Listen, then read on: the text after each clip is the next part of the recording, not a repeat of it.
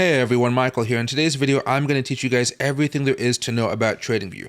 There are so many tutorials on YouTube about how to use TradingView, but unfortunately, they're all about 40 to 50 minutes long, or sometimes even shorter than that. You can't learn how to use TradingView in just 40 minutes. It's impossible. So today we're going to be going over all of the things that TradingView has to offer. That way you guys can get the most bang for your buck and you guys can get on the path of starting to make some really good consistent revenue trading whatever you guys are looking at, whether it's cryptocurrency, stocks, options, Forex, commodities. I'm going to teach you how to do it all. So to kick things off here, we are going to be starting off with how to make an account. If you guys already have an account, I will have timestamps down below, or at the bottom of the video, you will see a chapter section. You guys can always skip to the next chapter. Now, what you guys are going to do in the top right-hand corner is click the button that says Get Started. From here, you're going to see another button that says Get Started. They're going to make you click on this one again here. But before that, they do also have 3 plans here. We are going to be talking about each one of these individually here in the next few seconds. After you guys get started, it's going to say sign up. You can sign up with a Google account, to Twitter, Yahoo, Apple, LinkedIn, and Facebook, or with a separate email, okay? Now, one of the cool things about this, and you guys can sign up right now if you guys want to, but I will just say, hey, maybe hold on a couple seconds. They do give you free trials for 30 days. So if you guys wanted to, use 4 different email accounts and have 4 different free months of premium or 4 different free months of Pro or Pro Plus, you guys could do that, but you guys are going to be having 4 separate accounts where you can't transfer all of your information from account to account. However, if you guys want to do that, feel free to. Now, I'm going to teach you guys what each plan is meant for. If you guys are looking at the free plan, you guys really don't know much about trading. You guys haven't heard of double bottoms, double tops, moving averages, or maybe overlays, or financial stuff like that. You guys are just brand new to trading. You guys are really just starting on your journey, and you don't even have an account maybe opened up on Robinhood or TD Ameritrade or Fairdesk or Binance. You have no accounts open at the moment, okay? Now, for pro people, you guys are going to be investing or paying for pro if you guys are maybe doing paper trading, I would say. So you guys aren't actively trading in the market with real capital, but you're taking the time to practice and you have fake money so that you guys can learn and start making your trading journals and starting to get your organizational system set up. So when you guys are actually starting to trade, you can see what you're good at, what you're bad at, and you guys are in that adjusting phase. It may take some time, but this is part of the investment it takes to become a good trader. It's a lot easier to just pay $15 a month than actually starting to lose actual capital in the market, because you're going to be paying $15 a month here, but if you actually try to start trading before you're ready, you could lose hundreds, thousands, tens of thousands of dollars, which I've seen just so many times. If you guys are looking for the Pro plan, Pro Plus plan, you guys are actually trading with money in the market. You guys have an open account. You guys have been doing research for a while now, and you're actually actively trying to make money in the marketplace. This is where the majority of you guys are probably at right now. So I would say the majority of you guys are looking for the Pro Plus here. For premium, this is if you guys have been making consistent profits for a while, or you guys feel like Pro Plus just doesn't have everything you need, and so you want to have everything that TradingView has to offer. You guys are going to be going to premium. Now, the costs are vastly different. I pay annually, but I'll teach you the secret to paying annually here in a second. Pro plan is going to be $15 per month, Pro Plus $30 per month, and premium is $60 per month. If you guys do, the free 4 different emails, 5 different emails, whatever it may be, you guys can keep on going free for as long as you guys want to, as long as you guys have email accounts. However, every time you set up a new account, you don't get to keep any of the old indicators and stuff like that. The layouts that you guys have saved, everything is going to be brand new, which can be kind of tedious. But if you guys want to save $30 a month, you guys can do that. So what I would suggest, no matter which plan you guys are looking for, I would pay monthly until Black Friday, because what happens on Black Friday is these already are on sale because they're annual, so you're like saving a couple months off. When Black Friday comes along, all of these are about 60% off. So you see this $5.99 for a year. I pay for this for premium. That's 60% off. $2.99 a year for Pro Plus, 60% off. $155 a year. I think this is 40 to 50% off, but still a great deal there. So if you guys want to pay for a yearly plan, don't buy it now. Wait for Black Friday, and you guys will be just fine. Now, what do each of these give you? The Pro plan gives you 5 indicators per chart. On average, I have about 5 to 10 So this really won't suit my needs here. You have 2 charts and 1 layout. A layout is basically just what you're looking at on the screen or the monitor. How many charts can you have on there at once? I like to have Google charts, Apple charts, Tesla, NVIDIA, AMD. I might have up to 8 charts on my screen at once.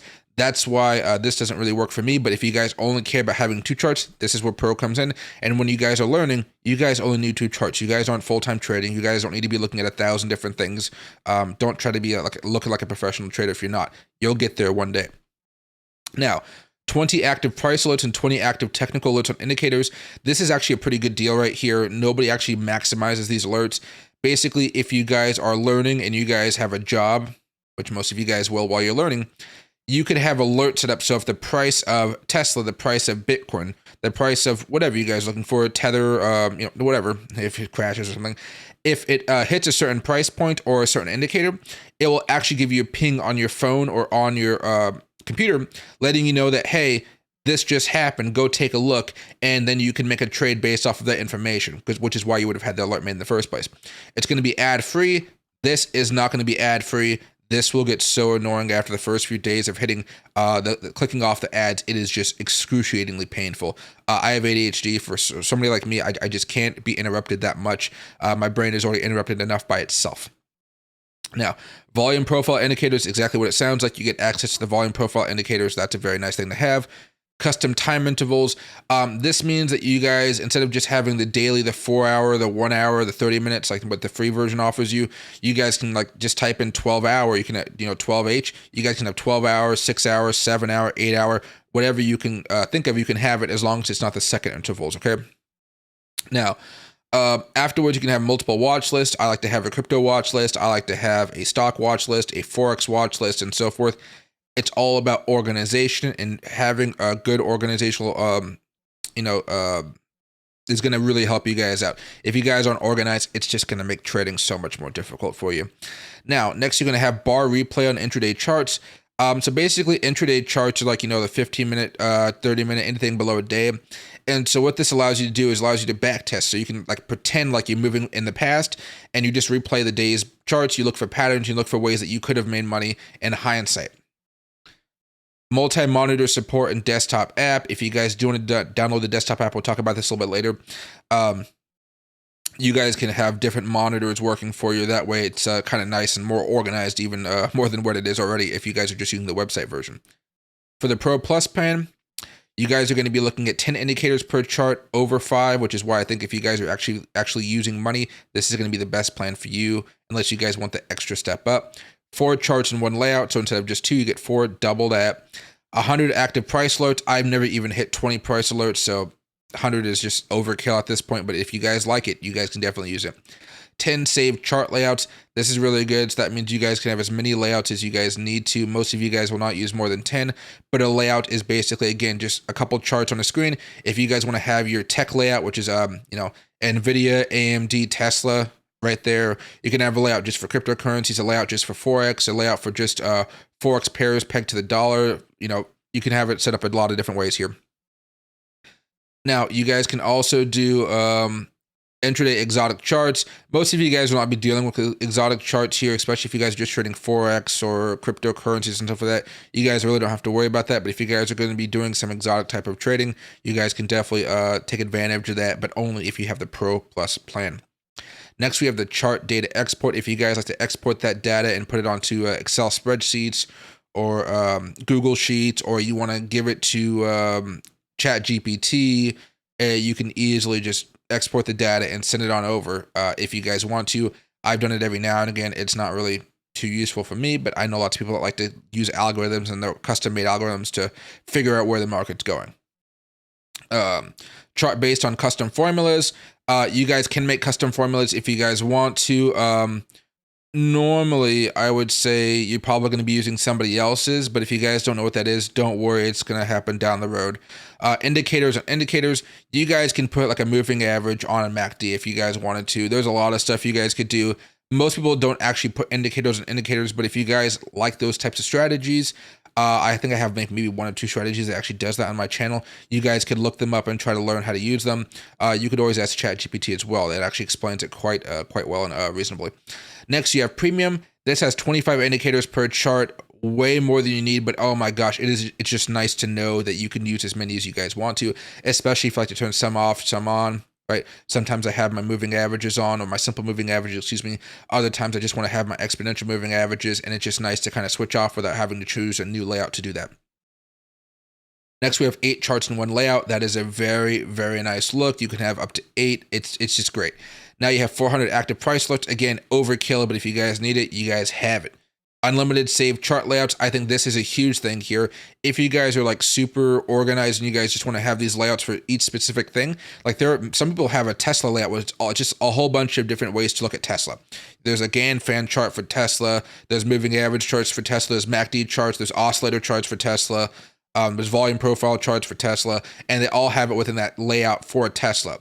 I don't do it that way, but you can, and it can show you guys everything there is to know about Tesla before you make that trade. Normally, I just push all that stuff all on one layout, on multiple layouts, but there are some really cool ways to use that feature. Next, you have second base intervals. Up until this point, you could only go down to the 1 minute candles. This allows you to go to the second candles, the 10-second candles, the 20-second candles, the 30-second candles. It's very, very nice if you guys are looking for that exact moment to scalp in. It's very, very good and very, very crucial if you guys are looking for scalping opportunities. After that, you're going to have alerts that don't expire. Sometimes these alerts will expire because it doesn't want to take up so much space on their server, so to speak. The alerts you have here, they will never expire. So whenever that price hits that alert point, you will still get an alert on your phone or on your computer or text message, whatever you guys are looking for there. 4x more data on charts, 20K bars.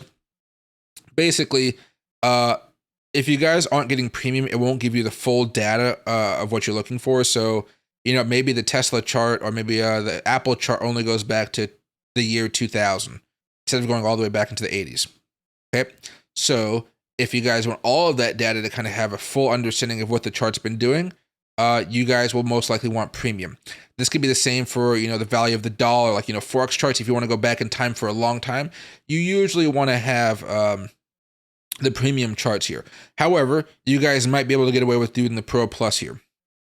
Afterwards, you have publishing invite-only indicators.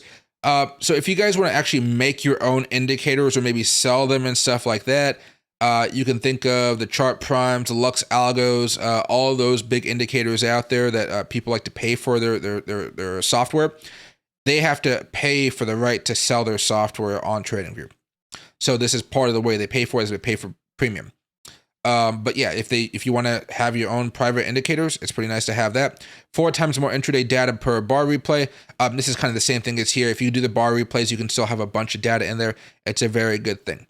Now, you guys can choose whichever one works best for you. If you guys want to test out the Pro version versus the Pro Plus, I think this is what most of you guys are going to decide with you free, months that you guys can use. After you guys determine which one is better for you, Pro or Pro Plus, if Pro Plus is better for you, then I would say, hey, try this for a month, then try Premium for the month and see which one is best for you. And then if you can justify paying $50 a month for yourself and not for the $25 a month for yourself, then you could start paying for the Premium.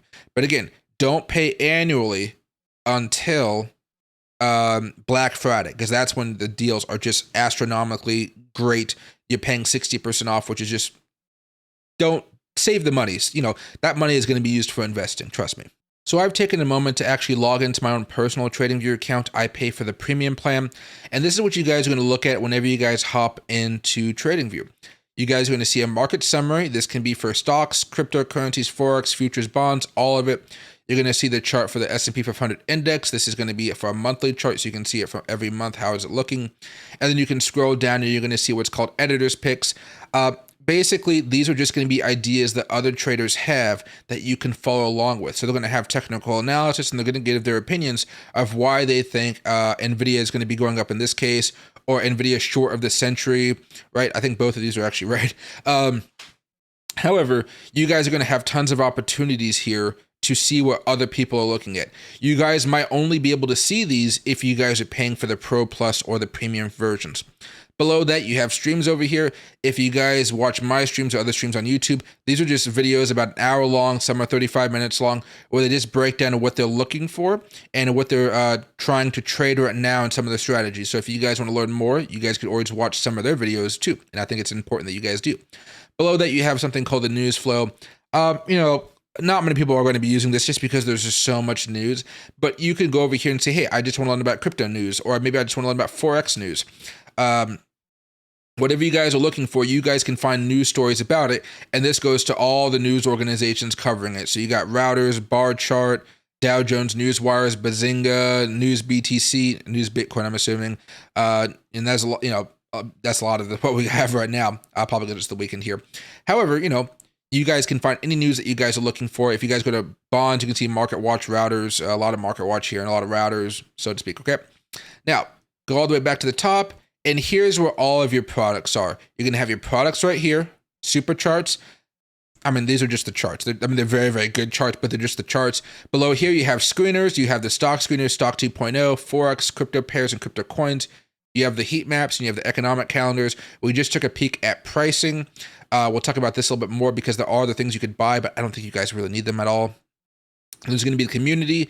This is where you guys, like the live streams, the trade ideas, the educational ideas, scripts. If you guys like to use other people's scripts, you guys can use this type of stuff. If you guys don't know what a script is, don't worry. We'll explain it down the road. Markets. We're kind of at a market overview right now, but if you guys want to go into more detail, what's going on with the world, Sparks, which is pretty interesting. You kind of go by sector here. There's lots of stuff, and we'll be going through each one of these guys. You got the news, asset class. We just kind of looked at a snippet of that at the bottom.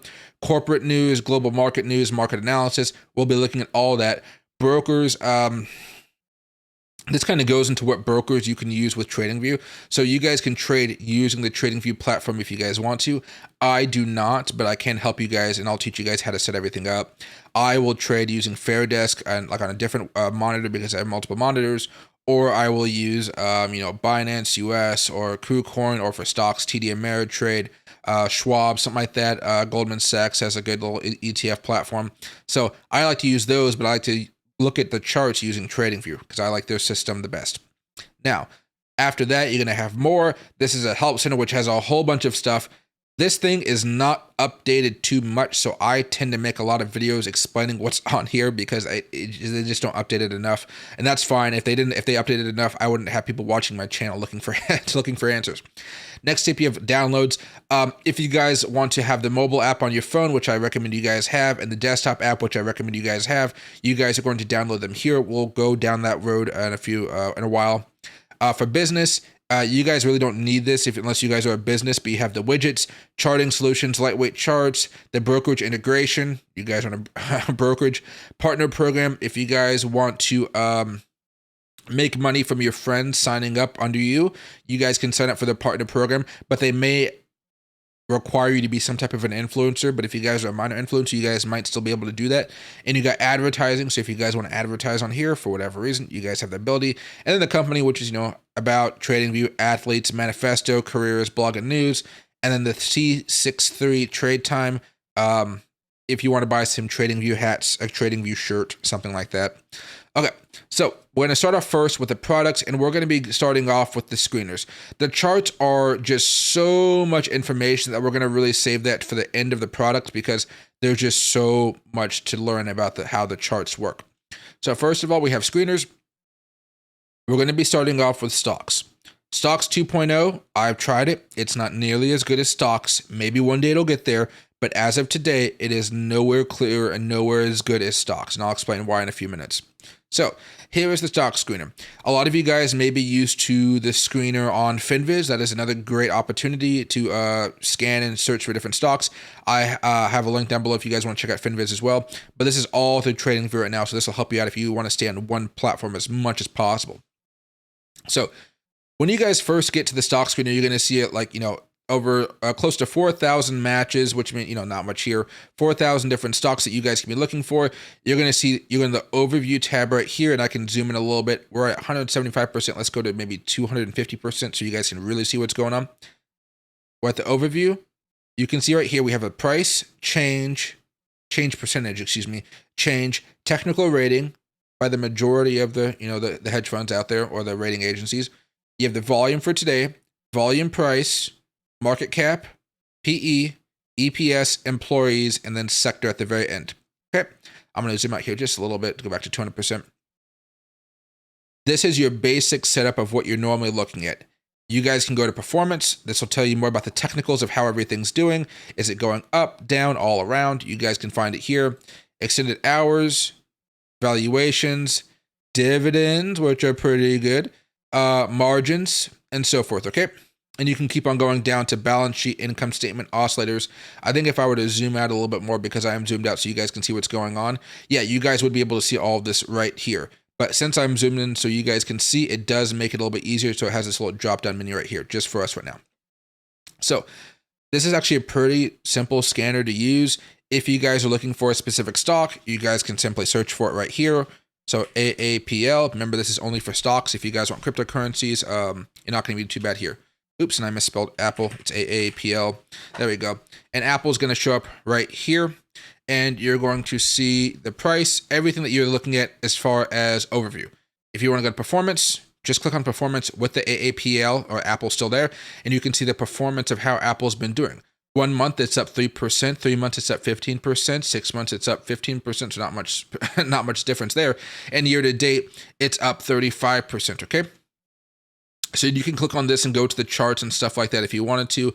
All-time performance, you can see it's just had a massive move here. So there we go. If you guys are looking to scan for specific things, like maybe you want a certain market cap, a certain price, a certain sector, you guys are going to be using this. And I want to zoom in here just so you guys can understand what's going on, because this is where this is still the best compared to the stocks 2.0.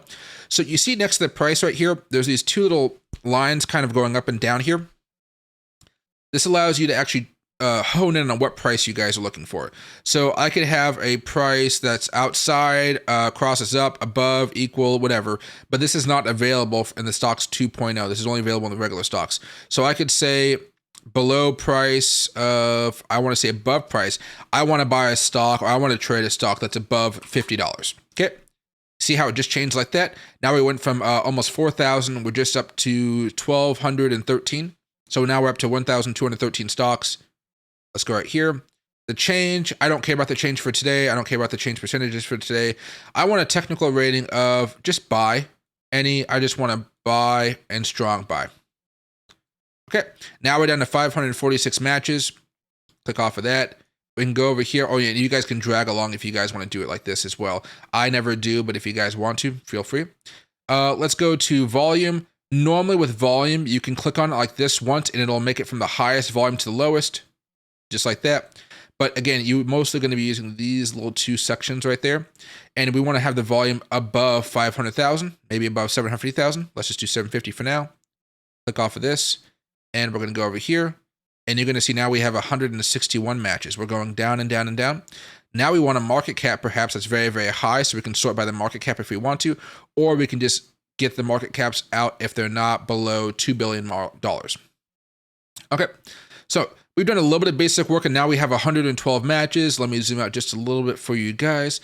And now we can look through these stocks and say, I want to see what I want to trade. Now, you're going to see a lot of familiar names: Apple, Microsoft, Nvidia, Visa, Eli Lilly and Company, JP Morgan, MasterCard, Avgo, or Broadcom. You're going to see a lot of things you guys know about, because these are pretty simple technicals that everybody should learn as far as what they're looking for. Not technicals, but just what you guys are looking for as far as what to trade. You guys want to trade something that has liquidity and something that is not going to be tanking, or it's not going to have some type of crisis because it has good management. You guys are not going to be looking to trade penny stocks, but if you guys did, you guys would have a price that's maybe not below 50, so maybe your price would be, it has to be below or equal to $1. Okay. Now it's going to say no because we're looking at, I have the market cap here, but if I say the market cap is maybe below 2 billion and I say the ratings are going to be any, and the volume here, since it's going to be a little bit different, is right there. Now we have some opportunities for what we can be looking to buy. Okay. Now I can change this up a little bit more here because I did do a lot of different things.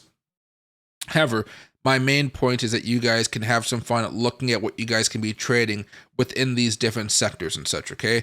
You're not going to find many over-the-counter stocks on this one, unfortunately, but if you guys ever want to see what you guys have traded over the past, you guys can say, hey, I don't want to have this be any or whatever, it doesn't really matter, above zero, current trading day, primary listing. You could change up a lot of stuff here if you guys wanted to. Most of the time, though, you know, you guys have an idea of what you're looking for based off of maybe what I've told you guys or other people have told you. And you can even see Credit Suisse is over here finally. So there's a lot of information on this one. Now we're going to hit back very fast, or you guys can just go back to the products, and we're going to go over to the scanners for Forex. Same concept, it's just a little bit different. Instead of having all those options, you only have overview, performance, oscillators, trend following, right? So this is basically how's it looking with the 20-day moving average, 200 daily moving average, and you can kind of see, hey, we're down, down, down. This is everything is saying go down here. And this is the Australian dollar versus the Canadian dollar. I don't know much about these currencies, but you can see that it's not doing so hot. You can go over here to performance. Same thing we talked about before, all the different changes. And you guys can go over here to figure out which one you guys are looking for. You guys can star them. And basically, if you guys take off the stars, you guys won't see anything right here. I see no reason to do this, honestly. I like having the whole ability to see everything. And remember, I'm zoomed in right now, so everything's kind of like condensed. But you guys will be able to see everything you need to. But if you guys feel like I will never use this, unstar it, and it'll make your life just maybe a little bit easier.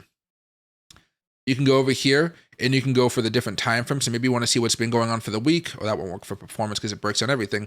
But overview for the week, overview for the month, it'll show it to you all so you can see how much everything's been going. Now, Forex pairs don't really change up too much, but you guys can do that. Major, minor pairs, maybe you guys want to see the exotic stuff like we were talking about earlier. This is the Australian dollar to the Hong Kong dollar. This is like the non-traditional Forex pairs that people trade. If you guys want to look at it, like the Swiss franc versus the Swedish krona, you guys can do that. Now, like I said, most of you guys are not looking to do exotic charts, but if you guys want to, you guys can, okay? You guys can go to general, rising pairs, falling pairs. You guys can just have a very simple idea of what's going on here, like most volatile, British pound to the Bosnian convertible marker. You know, over here, euro to the Ghanaian cedi. You know, if you want to trade something that's going up really crazy, up and down, like almost like a cryptocurrency, these are the Forex pairs you guys are looking at. Okay. Now, there's not too much difference between all of these here. If you guys want to check out the crypto pairs right here, this is very much like what you guys have been seeing in the stock market without all the fundamentals kind of working in there as well. So right here, again, there's only a few. It's not as much as the stock market, but you have overview, performance, oscillators, trend following. Same thing here. And again, what you have is you have these buttons that allow you to kind of mess around with the exact price you're looking for, the different changes you guys are looking for, the high, the low, the volume. You can play around with it all you guys want to. However, if you do go in here and you go to Stocks 2.0, okay, you can see me kind of moving my mouse along them. It's not there. It's not there, okay? So what you have to do is you have to go over here and it tries to do a custom right there. Then you're able to do it. But I like just being able to click that button and just drag and drop, or do it that way personally. If you guys want to do it like this, you guys are more than welcome to. It's basically whatever one is best for you. I would say, because this is simple to kind of learn, I would think over like maybe a week's time, as you guys just kind of figure out which settings work best for you. What I would say is this. I would get yourself acquainted with the stock method right now, but then over time, get used to doing the stock 2.0 beta, because I do think eventually they're going to phase this regular one out and they're going to put this one in here. So you guys may be annoyed by that. I know I'm going to be. However, sometimes we just have to adapt, and they're trying to make this a little bit more into the FinViz standard, where you guys go over here, you have the screener settings, and oops, right there, they have a new layout here. But basically, you can have the exchange, index, sector, all like this. They're trying to copy this way because these guys make a lot of money here.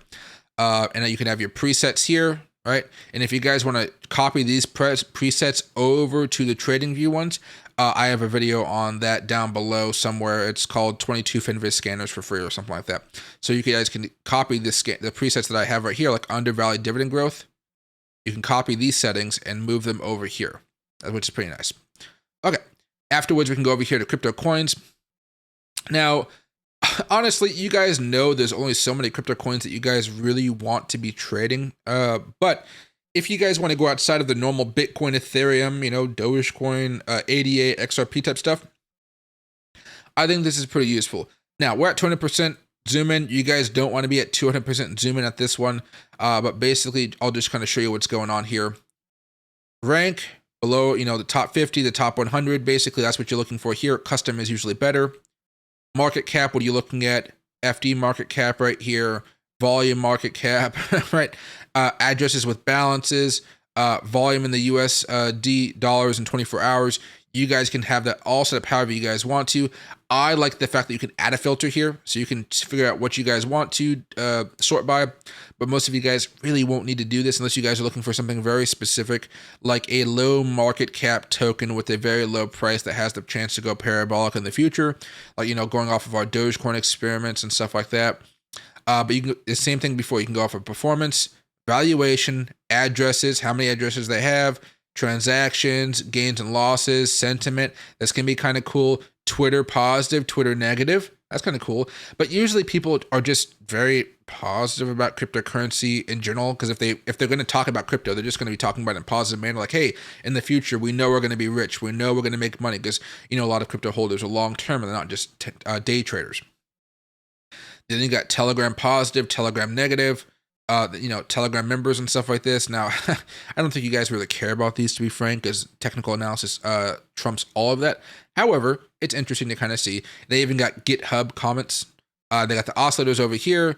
Right now, Bitcoin is neutral, and if you guys have seen Bitcoin, it's just going sideways right now. And you guys can play with this and the trend followers and all that type of stuff. It's a very nice one. You guys really don't have to do much in these. It's pretty self-explanatory, which is why I think this is going to be really good for you guys. I'll actually like this better than CoinMarketCap, because CoinMarketCap is kind of janky about how it tries to give you the data. So afterwards, after you guys are done with this, we're going to go move over here to heat maps. Heat maps are very, very simple. So simple, we're probably going to start with the crypto heat maps first.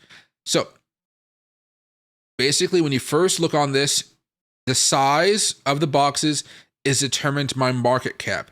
The color of the boxes is determined by how much it's gone up or down. If it's kind of unch, you're looking more at a gray.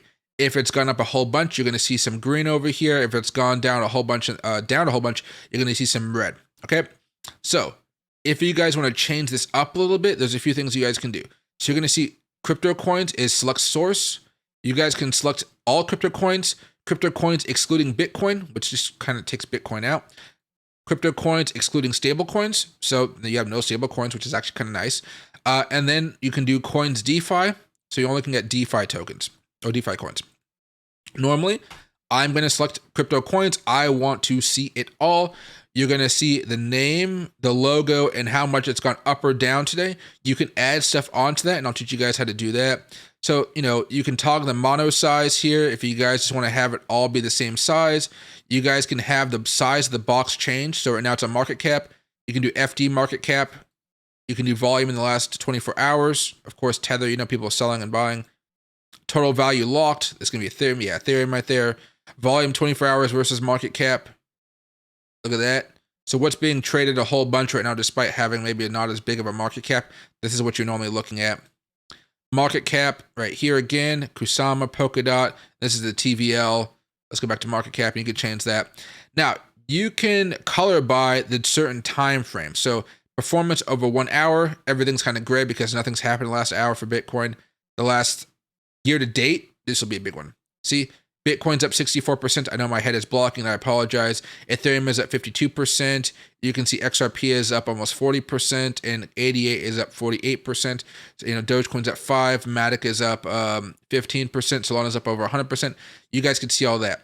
And if you wanted to, you could change the heat multiplier. So if you guys wanted to change the aggressiveness of the colors, if I went to 10x like that, I guess it didn't make a difference here. Maybe times 1.1. Now, they've all moved up so much, I guess, just because it's been for the year to date. Maybe it'd be better to go to the last day. then go to 10x here. Yeah, okay. So it makes it so the percentage has to be so much greater to have a red box or a green box. So you see how this is the only green one here? That's because it's 6% up. It has to be that much higher.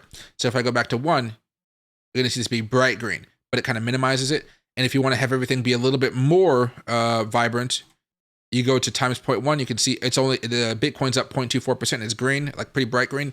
Ethereum is down 0.07% and it's kind of reddish. ADA is down 0.29% and it's very, very bright. You kind of minimize how far it has to go in order to make that color a bright green, or a bright red. Most of the time, you're just going to keep it at times 1, honestly, unless you're looking at maybe performance 1 hour. You can do maybe at times 5, and you can see if anything's changing. But I mean, right there, nothing really, if there's no big moves. Otherwise, you might just spend the majority of your time maybe going 0.2. And even here, there's not really much happening for the big tokens, but the smaller tokens, you can see a lot more activity down here because they have smaller market caps. So maybe if you go to Coin DeFi, nope, still didn't really give you too much. See, you guys really don't need to have this tool all too much. Afterwards, we're going to go to the stock heat map. This is pretty typical. You guys know how to use this type of stuff by now, but we have the S&P 500 index. You guys can look at any index you guys want to. Argentina, Belgium, there's a whole bunch of stuff you guys can look at. I think 99% of the time you're going to be looking at the S&P 500 index or the NASDAQ 100 index. Maybe just the NASDAQ composite actually. But you guys can use all of these here. You can go all US companies. And then, once it takes the time to load up, because it is so much information, you guys can see, whoa, there's a lot of stuff here. You got finance, technology, electronic services and technologies, retail trade. You guys can look at it all. If you guys feel like, whoa, this is way too much stuff, you guys can click on the name. So this is technology services. There's a little arrow right here. Click on that. And then boom, you have only technology services here that you can look at. And again, everything over here is the same. When you're looking at sector, you can have no group. So nothing is split apart. So right there, there's just it's an endless, it's just endless, right? I would say separate them by sector. You can go over here and you can toggle mono size. Again, this really doesn't have a purpose for me, but you guys can if you want to. No group, right? Sector. Go over here. You can change by the market caps and such. And let me actually change this back over here so we can check this out. Let me go by all US companies. I just want to see the S&P 500 so we can break it down a little bit easier. So if you guys want to, you guys can go over here to settings. You can turn off the title, the logo, the value to make it blank if you wanted to. I don't see a reason to do that, but you can. You can even change the color scheme if you guys want to. But afterwards, you guys can go over here to filters. So you can filter out anything that doesn't have a high market cap, and it'll disappear here if you hit OK, right? And of course, there's not many things that have a really high market cap like these guys in the world of tech. Move this back down. You can have by number of employees, the dividend yield. A lot of times, maybe we just want to look at high dividend places, like right here. What's above 5 right here? So these are all good plays for high dividends that have a really good market cap, and then the S&P 500. So you can be looking at Ford, MO, PM, TFC, O, Pru, DLR, Verizon, AT&T, PNC is a big one. Devon Energy is a really big one these days. So you guys can do it by that method, and it really helps you out. Price to earnings ratio, most of them are going to be towards the bottom. It's really hard to get way up here towards the top. Price to book ratio right there. And the volume for the day, you guys can do volume for the day, 1 hour, 4 hour. I don't think you guys may have all of this stuff if you guys aren't paying for the premium version, just as a heads up. But that's why I'm telling you guys to use some of those free, those extra emails that you guys have to test out some of these things for free, okay? Now, you guys are going to hit OK right here. And you guys can also hit this share button if you guys want to share or save the image. I don't really see people save the images all too much. I think there's been a lot of memes online of people taking photos of like Joe Biden doing that little selfie thing. And then on a very, very bad day, I'm guessing they just they try to make it seem like Joe Biden's messed up the economy because of his policies. Like, that's the only time I see these types of pictures actually shared on social media.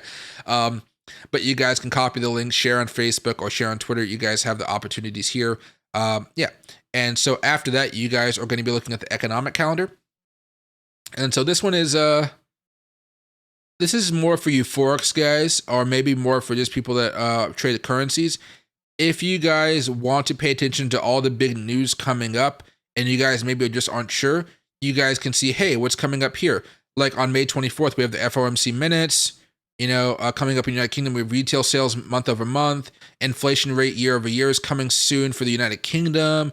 You got a whole bunch of stuff coming up. So if you guys want to see this stuff, all you got to do is click on it, maybe this little drop down right there, and it'll tell you what's going on here and basically what you could expect. And you could launch the chart for this individual asset. And then you could basically open up a chart for the inflation rate of Great Britain. You can see an overview if you want to. You can add it to your calendar so you can have a little bit of an alert going on. You will have a calendar on the right hand side, and we'll talk about that a little bit later, but you guys will have access to all this type of stuff. You can also set it up by today, tomorrow, this week if you guys want to. Now, nothing's happening today because it's Saturday. Tomorrow is Sunday. Nothing's happening there. But this week, later on, we do have a lot of news, and you guys can turn off high importance, and it's going to give you guys everything. And I mean, like every little thing going on in the world, like Victoria Day, everything that's not important, everything that is important, EU bond auction, that's not too important, Fed Barkin speech, Fred Bostic speech, everything you can imagine is going to be in here. So if you guys just want to take some of your time out of your day and listen to Fred Bostic speech, you would click on this, you kind of see what's going on. You could look for a place to find him speak and then enjoy it and kind of learn some information about what's going on. So now that we've gone over the screeners, the heat maps, and the economic calendar, we're going to go over here and look at the supercharts. The charts are where you guys are going to spend the majority of your time at. And so for that reason, we are going to be spending a lot of time on this particular one. So whenever you guys click on this, it's going to take you to the last chart layout that you guys were looking at. Again, I am zoomed in quite a bit, so everything's going to look really weird on this chart. However, what I'm going to do for you guys right now is I'm going to click on the top right hand corner over here to manage layouts. I'm going to come down here and I'm going to select new layout. And then from here, this is what your brand new layout should look like. What I'm going to do is go back down to maybe 175, zoom in, and you guys are going to have a chart and then the volume. You're not going to have any other indicators on here. Perhaps your chart is white. And if you guys want to customize your chart before we get started, this is how you guys are going to do it. Because we're going to be going over everything from on the left-hand side, all the way up here to the top, everything over here to the right-hand side, everything on this screen, we're going to talk about it. So to get started, I want you guys to click on the right-hand clicker on your mouse. I want you guys to go over here to settings, and I want you guys to open this up.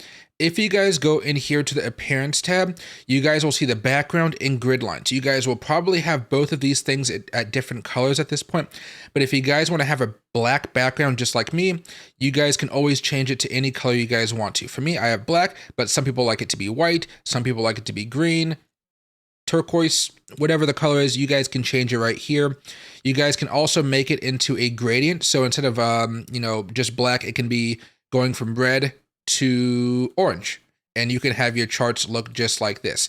Now, some people like this, some people don't. It really depends on what your personality is when it comes to trading.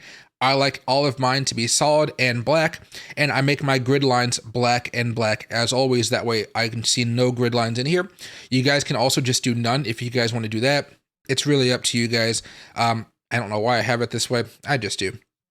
All right, we'll come back about how to change all this other stuff down the road. But for now, I just want to let you guys know if you don't like what your chart how your chart looks, you can easily change it just like that.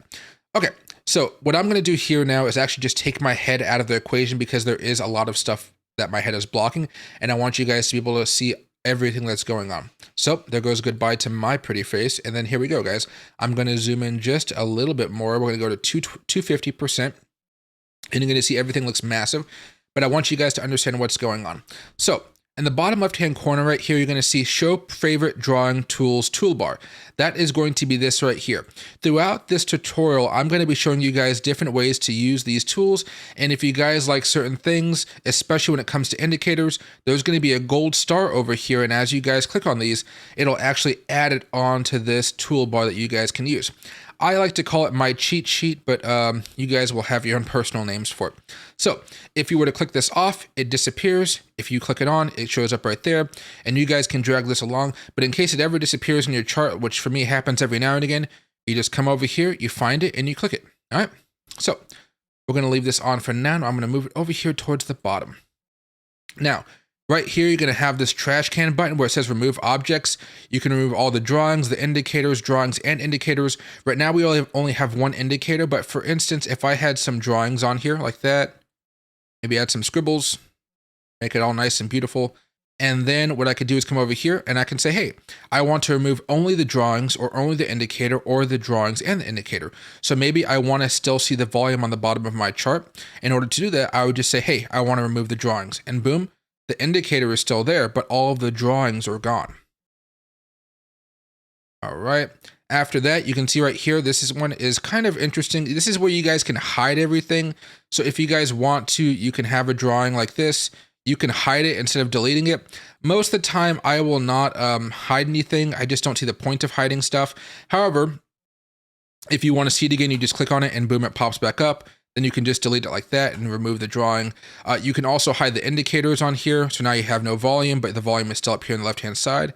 Again, click on it right there and you'll see it pop right up. Afterwards, you're going to see this button that says Lock All Drawing Tools. This is probably one of the more useful indicators or tools that I think you guys are going to be able to use. Basically, what it does is, let me remove that very fast. Come over here. A lot of times when we're doing technical analysis, we're looking for breakouts or breakdowns, and we're looking for opportunities for the sideways momentum to turn into bullish momentum or the downward momentum to turn into bullish momentum. So, but, you know, what happens a lot of times is we end up accidentally moving this. And so we're like, oh no, now where exactly did I have it? And we do this more than you guys would think. It happens quite a bit. But in order to stop that from happening, all you got to go over here and do is hit Lock All Drawings. And if you drag on this, guess what? It doesn't move. Doesn't move whatsoever. And that's the beauty of it. You're normally going to click on this once you guys have all your drawings done. But you guys could always have it clicked. Add another drawing on here like this. Right? And then all of a sudden you can use this one. All right. However, if you want to lock that again, you have to click the button again, just like that. Okay. So just understand that that's the reason why you guys might be more likely to, do all the technical analysis and all the drawings first, and then lock everything so you guys don't mess it up. Right here, you can stay in drawing mode. This really doesn't do too much here, but if you guys want to stay in a drawing mode while having the screen locked, you guys can do that as well. I would say it's best just to have everything done and then you guys lock it. Otherwise, if you guys make one single mistake, you guys can adjust it midway. So you guys wouldn't be able to adjust it to here, anywhere. And that kind of makes it annoying because you have to come back here and then change it up again. Let's remove that drawing. All right. Right above that, we're going to have let me move right here. We're going to have the Magnet Tool. So this just basically sets up your technical analysis to be a little bit more precise. It snaps your technicals onto specific candle bars or wicks. So if I was to drop this right here, you'll see it start to snap right here. Oops, I don't even have it checked on. You'll see how it's snapping onto everything, snapping onto the bottom, the top, whatever I'm looking for. So it's really nice. So you can have it snapped right there. Come over here, it'll snap onto anything, but if you drag it off too much, it won't snap, okay? Snapping right there, nice and easy. It also works for other things like Fibonacci levels. So if I want to do a Fibonacci retracement and I'm trying to say, what's the lowest point right here? I want to snap it to the bottom, snap it to the top, and then we can see, hey, there was some support here, there was some support there, support here, and so forth. Even some support way, way down here. Having that snapping effect really makes it just that much more accurate when you guys are using your tools. So I would usually have this on when you're testing stuff out. If you guys feel like the weak magnet or the strong magnet aren't for you, you guys don't have to use them. Weak magnet, just a little bit less of a snappiness basically. But if you guys don't have the magnet, it's not going to be as precise. All right. It's just not as precise. But some of you guys are just trying to do something in a hurry. Some of you guys aren't looking for precision. So maybe you guys don't have time to make that one click, but I would say the majority of you guys have that time. Now, above the magnets, you're going to have this zoom in effect right here. This one, basically, it allows you to zoom into any part of the chart. You're going to click on one side, drag it across, and then boom, you zoomed into what you're looking for there. As soon as you have done that, you guys can't zoom in again. You have to do it again like that, and then you guys can go. Right there, and over and over and over again. And if you guys want to get back to normal, you're going to click zoom out until there's no more zoom outs to be had, and then you're back to where you're at. Or you guys could just zoom out normally like you guys would any other chart. Above this, you're going to have your ruler. This is basically for measuring stuff. So if you guys want to figure out how much this breakout went up, how much the breakdown was, you guys can click on one point and it'll be like, wow. And when you guys do this, if you guys click anywhere afterwards, it's going to disappear. But if you guys wanted to see how much something went up or down and how long it took, you can see it took 47 candle bars on a 5-minute chart which means it was 3 hours and 55 minutes. The price of Bitcoin in this time went up $313.14, and the volume was 2.288K right there. So you can see all the information you guys need, and that could be useful for backtesting and stuff like that. And then on the bottom here, I know we haven't really been zoomed in, or we've been zoomed in too much, but a lot of times what it'll do is it'll let you see, hey, where you clicked on, the time, and where you guys clicked off. That way you guys can see, hey, we started this this measurement Saturday, the 20th of May, 2023 at 1:55 p.m. and we ended it on Saturday, May 20th of 2023 at 5:50 p.m. All right, and that time will match up right there. Let's zoom in here. Let's go over here to the daily chart. Let's go back to auto and log. There we go. Now you guys can see Bitcoin just a little bit more zoomed out. All right, now above this, you guys will have a bunch of symbols. Wow, guys, I don't know if you guys really want to use these or not, but I think people have found like little ways to make notes. So maybe they have a question mark about something. So, you know, perhaps you may have some type of technical analysis that says, hey, Bitcoin's right here. We haven't broken down yet, but maybe you just want to write a note to yourself saying, hey, maybe something's about to happen. So question mark. And then, you know, maybe that's just telling you, hey, you're not sure what's going to happen here, so you're just going to wait. I typically do not use the emoji unless I'm doing a stream of some type. However, there are lots to choose from. On the bottom hand side here, you're going to have icons, stickers, and emojis. Emojis, I mean, maybe you guys will find a use for these. I just haven't. Stickers, I mean, Elon Musk going to Mars, I guess this could be something really cool for you, but I just, again, have not really found out a good use for it. You guys can go to the settings over here and change when you guys see them. But honestly, I have just not had a reason to put stickers on for anything. Let me zoom in here so you guys can see exactly what this sticker looks like. There it is. If you guys like it, you guys can add them on there, but I have yet to see a reason to have those added onto my specific charts. Now, you guys, you know, if you guys start to use these, you guys will have a favorite section right here, and it'll let you guys know. I do not use any of these, so that's why the only one that's recently used is that one.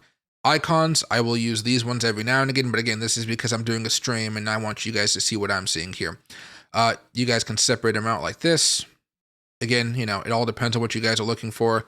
For me, there's not really a reason for the majority of you guys to be using those. Now, above this, we have the forecasting and measurement tools. These are pretty cool because it allows you to kind of forecast what you guys think is going to happen, and it allows you guys to think of your stop losses and your price targets here. So for instance, let's go back over here to last time Bitcoin had a pretty nice breakout. For those of you guys that don't know, we had FTX crashing over here. We had a breakout over here.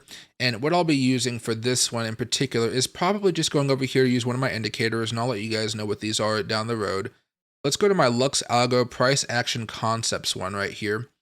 Okay, so what I'm going to be doing is looking at this particular change of character right here. That's a big buy signal, and that was after we had a breakout. So a breakout, then a buying signal here. That's exactly what I'm looking for. And so I'm thinking I need to buy so we can go up. Now for me, I got to figure out, hey, where we're looking at. So I might find a low level right here, drag it up, and pull it back down to here. Okay. And so usually you're looking for the blue, white, or blue level. My colors may be different than yours. And you can even see up here a little bit more. And up here, you know, we tapped on that support level as well. So, but in hindsight here, we were just looking at this. So if we're looking for a large breakout on Bitcoin, we're looking for something matching up to this white level, because it comes back over here to the support level. You can always see a gap right here, like here, matching up with right there. Okay.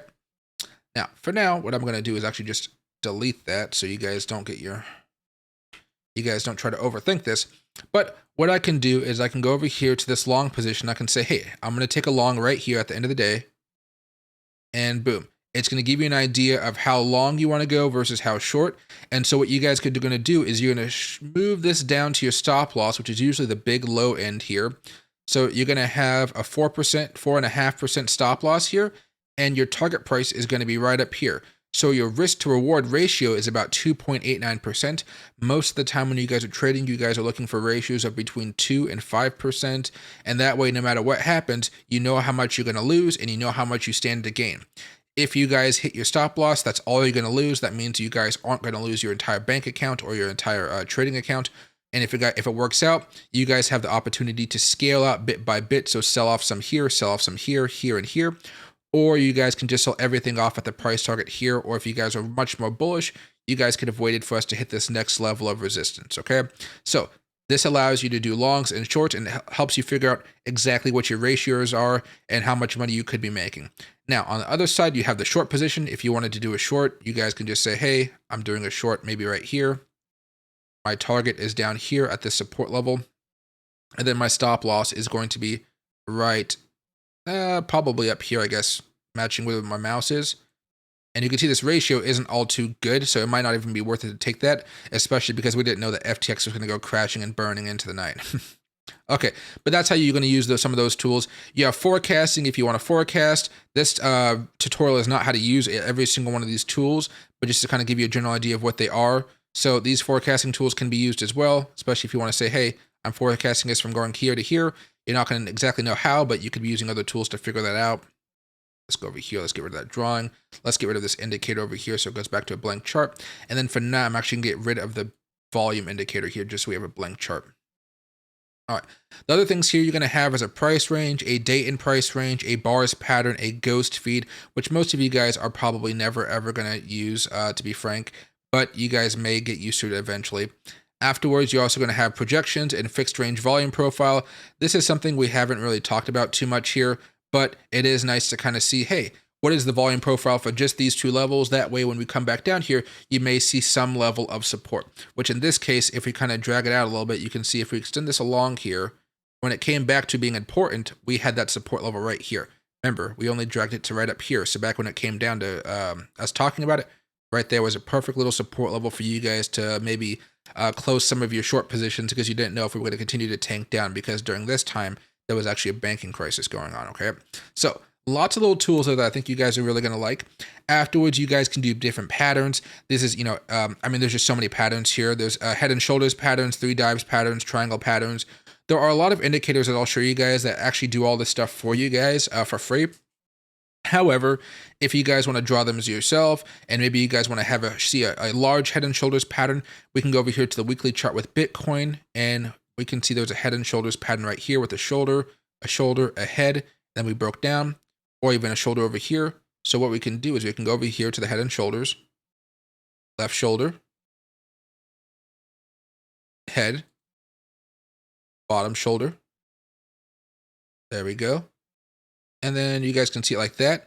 Or you guys could have done something more around this realm. Doesn't really matter how you guys are looking at it, but it's going to show you a few different ways for your shoulders to pop up. This shoulder, you had that big breakdown, then we got rejected off of it here, then only we broke out here, and then we did break out of that shoulder for months down the line. Boom, we had a really nice move. Otherwise, there's a lot of other shoulders you guys could have done. You could have had a shoulder here, a head here, then a shoulder right here, and it could have looked something more like this. And that breakdown was the one that you guys were trading. It all depends on how you guys are looking at the charts, and each of you guys have your own strategies for that. Now, you could use this for a lot of other stuff like triangle patterns, 3 dives patterns, Elliott waves, and stuff like that. So you guys could have your waves going, and you can change them up as much as you want to. This could be part of a forecast, if you will. But for the majority of the time, you guys are going to be using free indicators to do all this work for you.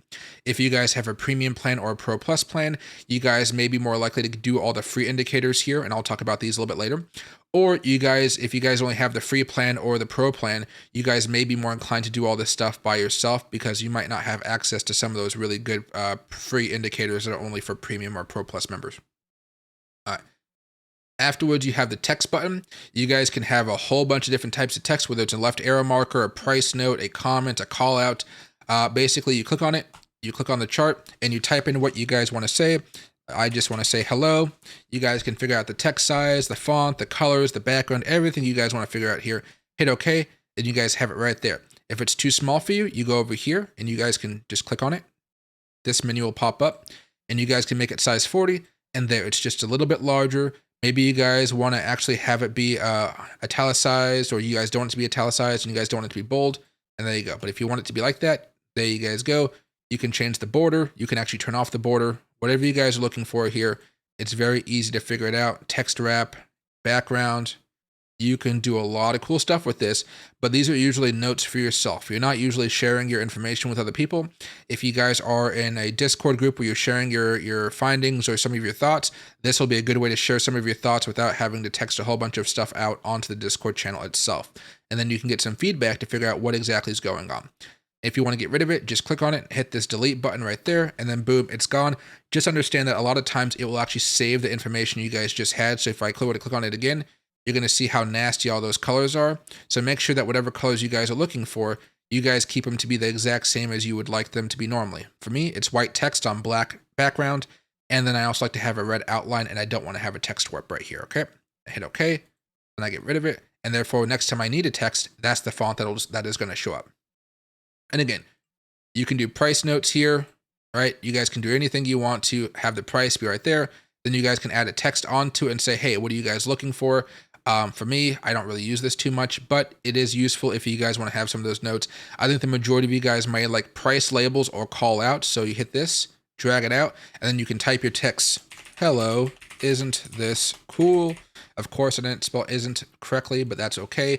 Hit okay, and then bam, hell, isn't this cool? So, there you go.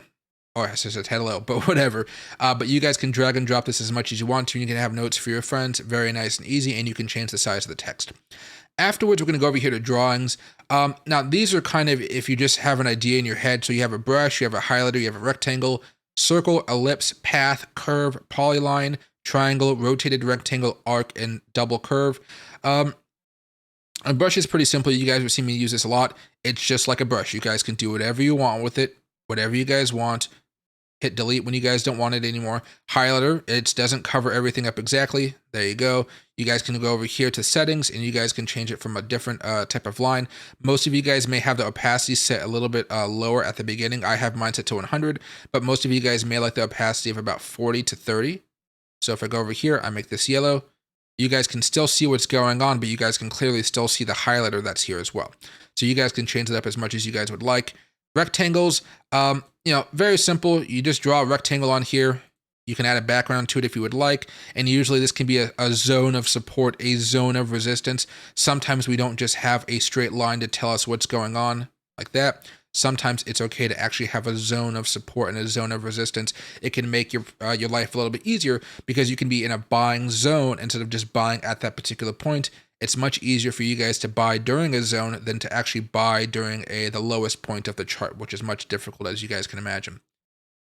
You guys can do circles, eclipses. It's all here for you guys. These all have different reasons for being on your charts. We're not talking about that today, but there are many reasons you guys might want these. An ellipse, a path. A path is if you guys, like I'm explaining to you guys, hey, look at this head and shoulders play. We're probably going to break down very fast over here. Well, what's going to happen? We're probably going to have some type of thing where maybe we have a Fibonacci retracement. We come back up here. All right. And I'm saying, well, we might hit this level and we might bounce back off and retest some support levels. And I can be like, wow, breaking down right here, we might come back down and then we might go up a little bit higher and boom. And I don't know exactly what's going to happen, but of course, we're probably going to come back down over time if we had moving averages and stuff like that to look at. Let's get rid of all that for now. Get rid of this for now. But that's another tool you guys can use. You have curves, polylines, triangles, rotated rectangles. If you guys want to have a rectangle that's rotating, it's basically what that is. For some reason, you can't rotate the rectangles. But if you want to do that, you just draw a line. And then you move up or down. And it extends that rectangle out. And then you guys can always move those again in and out. You guys can change up the colors, the inside of it, right? Like that. I would recommend you keep the opacity very low just so you guys can see what's behind it. Otherwise, everything's going to be blocked off. And again, this is a drawing. So if you do lock this drawing right here, you're not going to be able to move it. You're not going to be able to move it, okay? Unlock it and boom. And if you guys want to lock just this drawing, you guys can hit that lock button right there and it locks only that drawing and not everything else. Okay. Hit delete right there. And after that, we have an arc and a double curve. These are very simple. It just depends on what you guys are looking for and how you guys are looking to trade using these tools. Afterwards, we have all the Fibonacci levels. I would say this is where most of you guys are going to be actually starting to hit this little gold star button. You have Fibonacci retracements, trend-based Fib extensions, and a whole bunch of other tools here. I have many tutorials on my channel teaching you guys how to do all of this, whether it's a Gann box, whether it's a Gann square fixed. I have tutorials teaching you guys how to use all of these tools, and they're all for free on my YouTube channel. So go please check them out if you guys do want to learn how to use them. And so if you guys want to use this quite a bit, like for myself, I use Fibonacci retracements quite a bit. I use trend-based Fibonacci extensions quite a bit and pitchforks. You guys are going to be able to use all of these very, very simply. And you guys may even want to use the Gann fans and stuff like that. Every time you add them on, it does make your system just a little bit longer here, so just keep that in mind. One thing I'll say here, though, is, again, I am zoomed in at 175. If I go over here to 100 zoom in or 90, which I'm normally at, you can see this really isn't taking up too much space. You can see I have so much space for my chart, which means it's very, very easy for me to click on everything I need to know and add it on here without any problems. Like, for instance, if I were to go over here, this is not how you use this tool, but this is just for me to kind of show you guys something. If I were to have a Gann square right here, like right there, let's actually extend this out just a little bit. This is not how you use it, just as a heads up, but you can see some support right here, some support right there, some support right here, some resistance there, there, and there.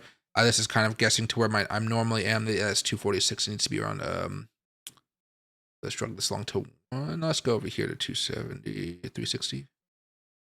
You could drag this along a little bit, 360. There we go. And I might have to move this up to maybe something more of 200. Yeah. Okay, then you can see a little bit more of that support level over here, that resistance level over here, resistance, support, not so much working right here, but this was because of a exchange going down. You see the resistance over here, the support over here, and stuff like that, the timed reversal. So you can have a lot of fun with these indicators here, but if you feel like you're going to be using them quite a bit, do yourself a favor and just put a little bit of a gold star on them, especially if you guys are learning. Maybe some of you guys are just learning how to do moving averages one week, or maybe some of you guys are just learning how to do Fibonacci retracements. We'll go over here, put the star on the Fibonacci retracement, and that way you guys can use it whenever you guys want to. And don't be afraid to adjust these as you guys need. You guys can drop something on here, move it around left to right.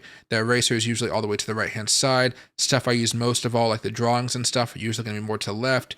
Stuff like that, move it over as much as I need to use it, and it makes it really nice and easy to keep me organized. Now, after you guys have used all these tools or put the gold stars on the things that you think you're going to like, you guys will go over here, and these are the most basic of drawings. These ones require a little bit more explanation because they do have some settings that'll help you guys out just a little bit more if you guys have a complete understanding. So, a lot of you guys, if I draw a trend line onto this chart, like maybe right here, you see how there's a line right there? Well, a lot of times, people don't want to see just the line. They want to see the line continue. So if you do want to see the line continue on until infinity, you guys are going to hit this settings bar. And a lot of the tools on this particular one will have this settings bar. You guys can extend the left line left. You see how it just extended off. Extend the right line to the right. Look at that, all boom over there. You can have a middle point if you want to, which just pops up in case you want to drag and touch from that point on. Let's take that off. Let's take that off. You guys can have price labels right there. So this really doesn't matter too much here for this exact one because it's not just for the line. But you guys will see on the right-hand side, if I move this up, you see how that yellow to yellow? Most of the time you have a clear idea of what you're looking at because this magnet tool will be on. But if you guys want to, you can have the tools there in yellow. If you guys want to, you can change it to red and it'll change those colors on the right-hand side.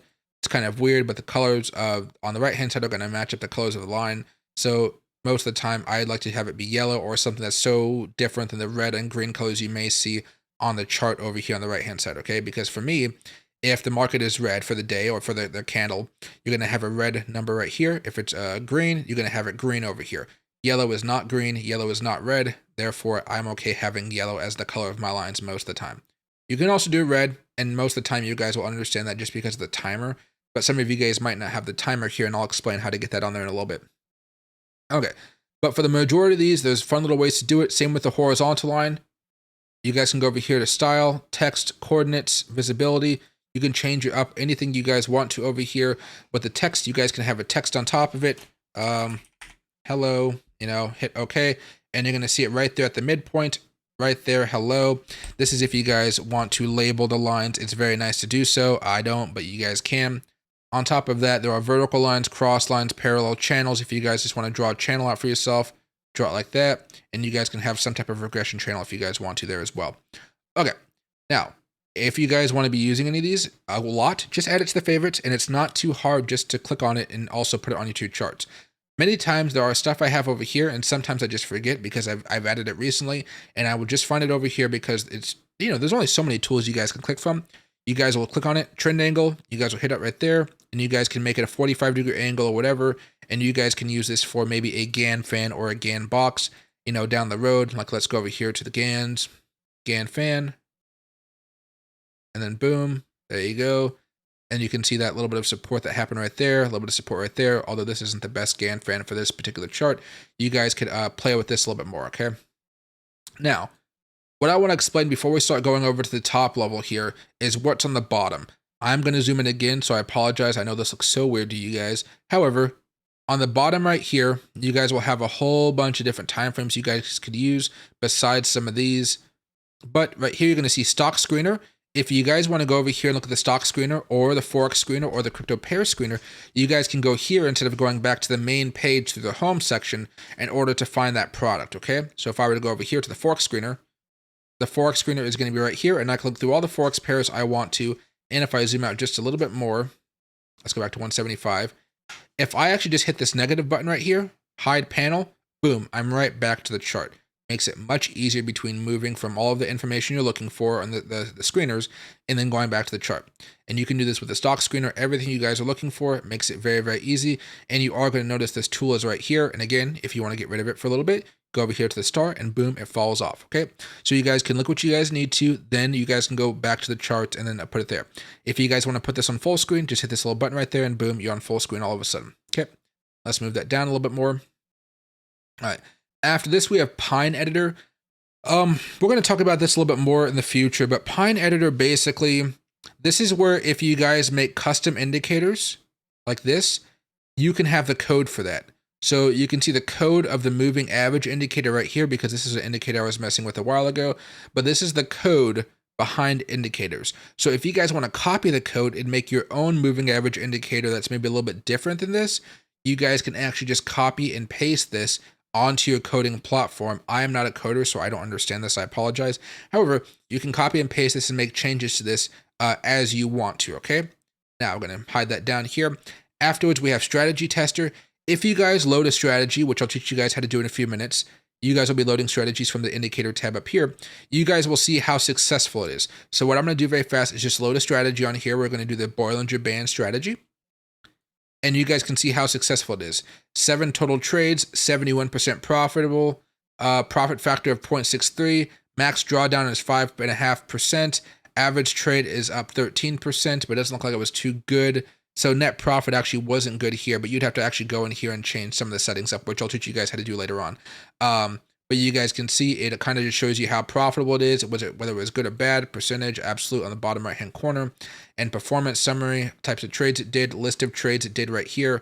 And this is all fake, of course. This is how it would would have traded on your chart. So if you pulled up on the chart, see it was a short here, a long there, a short here, but it doesn't really tell you where to close that trade. So that's it's usually messing up because it says to buy right here. It doesn't tell you where to sell. It says to short right here. It doesn't tell you where to sell or cover the, your shorts. It says sell right here. But as you can see, it would have told you to sell right here and you guys wouldn't have bought until here. So that short wouldn't have worked out. And so that's where the computer kind of messes up sometime. And then over here below that, you guys have the trading panel. Trading panel is where you guys are going to connect, to your brokers. This is a very easy process. If you guys have one of these brokers, it's basically clicking on it, and then you guys are going to be connecting and logging in through TradingView to your broker, so you guys can buy and sell while you guys are using TradingView. The one right here that I'd recommend is going to be, if they have it still, yeah, right here, paper trading. By TradingView. So if you guys are new and you guys have a free account or a pro account and you guys are looking to do practice day trading with fake money, you guys can connect and make a new account right here for free. And you're not playing with any money, you're just playing with fake money, and you guys can practice your strategies. And again, you guys are going to minimize this window right there and it'll take you back. And then right here, the strategy, we're going to delete that just so we can continue on with the tutorial. And then boom. Okay. So next, what we have to talk about here is what you guys are looking at as far as this little logo here on the top left-hand corner. It'll say S because the beginning of my email starts with S. It's like Seattle something. So Seattle Women 94, right? So you can explore our plans from here, your profile, the profile settings, account and billing, partner program, your coins if you guys collect coins, home, help center, what's new, dark mode versus light mode, drawings panel if you guys want to get rid of that. So basically, you see on the left-hand side how it disappears. I'd recommend keeping this on all the time because I always need it. But if you guys have everything you need on this little cheat sheet that I call it, you guys may be willing to actually just have this turned off. But personally, guys, I always recommend having this thing on. Language is English. If you guys want to change the English to anything else, you can have it set there. It'll ask you if you want to leave the site. I will say no because I really don't know Dutch, but you guys can change it to any language you guys want to. You guys can have keyboard shortcuts here. If you guys click on this, it'll open up a page right here on the side, and you guys can figure out any shortcuts that you guys are looking for. I don't use them because I already have so many shortcuts in my life when it comes to editing and stuff like that, or TD Ameritrade, which I'm more accustomed to doing options trading. It just makes it much more difficult to even want to learn how to do these types of setups, okay? So if you guys do want to do them though, all you guys got to do is go over here and click on keyboard shortcuts. If you guys want to get the desktop app, you guys can always download it from here. And you'll download it for Windows, Mac, or for Linux. Basically what it looks like here, if I can find it, is I'll go over here very fast. I'll just type in TradingView. It'll pop up right there. And this is what the desktop version looks like once it loads up here a second. It's a little bit cleaner. You guys can have different tabs within TradingView, which I kind of like if it kind of loads up here. This is a lot of information, and I have a heat map here and a crypto heat map. Maybe it's not going to load up, I don't know. But here, the chart's working just fine. It may be mad at me for opening a website plus the desktop version. But, I can see Solana right here. This is a weekly chart. I can see it's about to dump here. Go to a 15-minute chart, 1-minute chart, whatever. I can do whatever. I can do everything here, except for I cannot zoom in like a window like I can on Google. And that's because I'm right here. I can zoom in, right? You can't do that exactly on TradingView. The desktop app, what you have is you have the zoom in button over here, which you can zoom in like that. And that's how you guys are going to zoom in. You guys can make everything larger by going over here to settings and stuff. And I'll teach you guys how to do this in a little bit. But for the most part, it's you have some benefits and you guys have some, there's some downsides to each one. Okay. But you guys can have different layouts and stuff like this, but I'll teach you guys how to do this a little bit later. So what I'm going to do is actually close this out. There we go. Bring back over my main TradingView website right here. And there we go. Okay. So once you guys do any of that type of stuff, you guys are free to do that if you want to. I would say you might want to get the desktop app if you guys like that, or change your language if English is not your first language. Many of you guys speak French, Spanish, and Dutch that I know you got on the channel, and some of you guys speak from India. So over here next to it, you're going to see your symbols. So if you guys want to look for any type of symbol, you guys are going to click on this and search for it. So let's say we want to go over here to an Apple chart. You guys can type in AAPL or the ticker for Apple. You guys can click on it right here. While you guys are searching, you guys can funnel the search by stocks, funds, futures, Forex, crypto, indices, bonds, economy. I'm looking for just stocks, so I can do stocks, and then boom, Apple will be right there. But most of the time, it knows what you guys are searching for. So boom, hit Apple, and then we can pull up the Apple stock right here. This is a weekly Apple chart with no indicators on top of it. We'll get to the indicators in a little bit. But you guys can see what's going on here basically, and how Apple's looking like it may want to go to all-time highs here pretty soon. Next, you have this little compare or add symbol. If you guys want to compare this to another chart, you guys can. So maybe I want to compare Apple to Tesla. You guys are going to hit that. And then boom, you guys can see Tesla here versus Apple. Now, this is kind of confusing. It doesn't make sense all the time. I grant you, it can be kind of annoying. However, this is how it may look when you guys want to compare stuff. To me, I don't compare too volatile, like a volatile thing to a non-volatile thing. Apple is not as volatile as Tesla, which is why I can see that huge dip. But if I were to do something more like, I don't know, maybe like a Microsoft, you might see it be a little bit closer together. Yeah, there you go, a little bit nicer. And you can see how they kind of follow the same pattern here, except for you would see Apple is actually growing at a faster rate here. However, they're still pretty close together. So that's a good sign there. If maybe, Apple's moving up, maybe you want to tag along and buy some Microsoft. Always a nice thing to do. Okay, you're going to delete that right there. And when you do that, that is considered an indicator, which will take one of your indicator spots away, which is another reason you guys might want the pro or the premium plans. Next, you're going to have different time frames here. You're going to notice that all of the time frames that I have right here, you guys may not have them. I have a 1 minute, a 5 minute, a 15 minute, a 1 hour, a 4 hour, and a daily, and a weekly. I have these all starred. I also have access to seconds charts here. So I can go by second, 5 seconds, 10 seconds, whatever. If you guys have anything you guys want to have like ranges here, like maybe you guys want to do by 10 ranges, You guys can do all of this as well. If you guys don't know what ranges are, don't worry. They can be very confusing for people. But you guys can see, you guys can add time frames here as much as you want to. If you want to add a time frame here, and you guys have a Pro Plus or a Premium membership, you guys can literally type in 10, then M for minutes, or M for months, excuse me. No M for minutes, I guess. D for days, H for hours, and so forth. And you can just say, hey, I want a 10-hour chart. Now, I don't know why you would want this, but you can do that, and R for ranges, okay? So if we do hour charts, oops, H, there you go. Now we have a 10-hour chart. If you guys like this 10-hour chart that you guys are looking at, you know, you could always save it for a little bit later. I just don't really find a use for the 10-hour chart. But if you guys like something, you guys could simply go over here and you guys can gold star it, okay? The ones I'd recommend are probably going to be the 1 minute, the 5 minute, the 15, the 1 hour, the 4 hour, the daily, and the weekly. And the reason I show this to you is because a lot of times what I'll do is I have layouts that have 8 different boxes, 8 different charts. So that may be a 1 minute Apple chart, a 5 minute Apple chart, you know, and so forth here. So I have 8 different charts, and that's why I have it set up this way. Next door to all of these, you guys are going to have the different types of candles. So you're going to have the ranges, which we just talked about right here. You're going to have different ones like the bars, different candle bars over here. You guys can have hollow candles, and if you guys like different ones, you guys can always click on them and add them to the list right here, okay? So if I like all these, you guys are going to see all of these pop up on the screen. Now, for me, I really don't use many of them. All I really use is candles, maybe the bars, maybe the ranges every now and again. A lot of you guys may like the ashes here, so maybe you guys might want to add those ones. These can be very useful for people kind of just following the trend, so to speak. So that might be kind of nice, especially if you guys are following the 15-minute charts. You know, it can be very, very easy for you guys to trade this way. Let's go back over here. And so if you guys like any of these and you guys have learned how to use them, or you guys are learning how to use them, you guys can always add a gold star and make it work for you, okay? There is a lot of space on top when you guys are not zoomed in. I'm at 200%, again, 100%. You guys have all that space to fill in. It's all there for the taking, so don't be afraid to take up some of that space.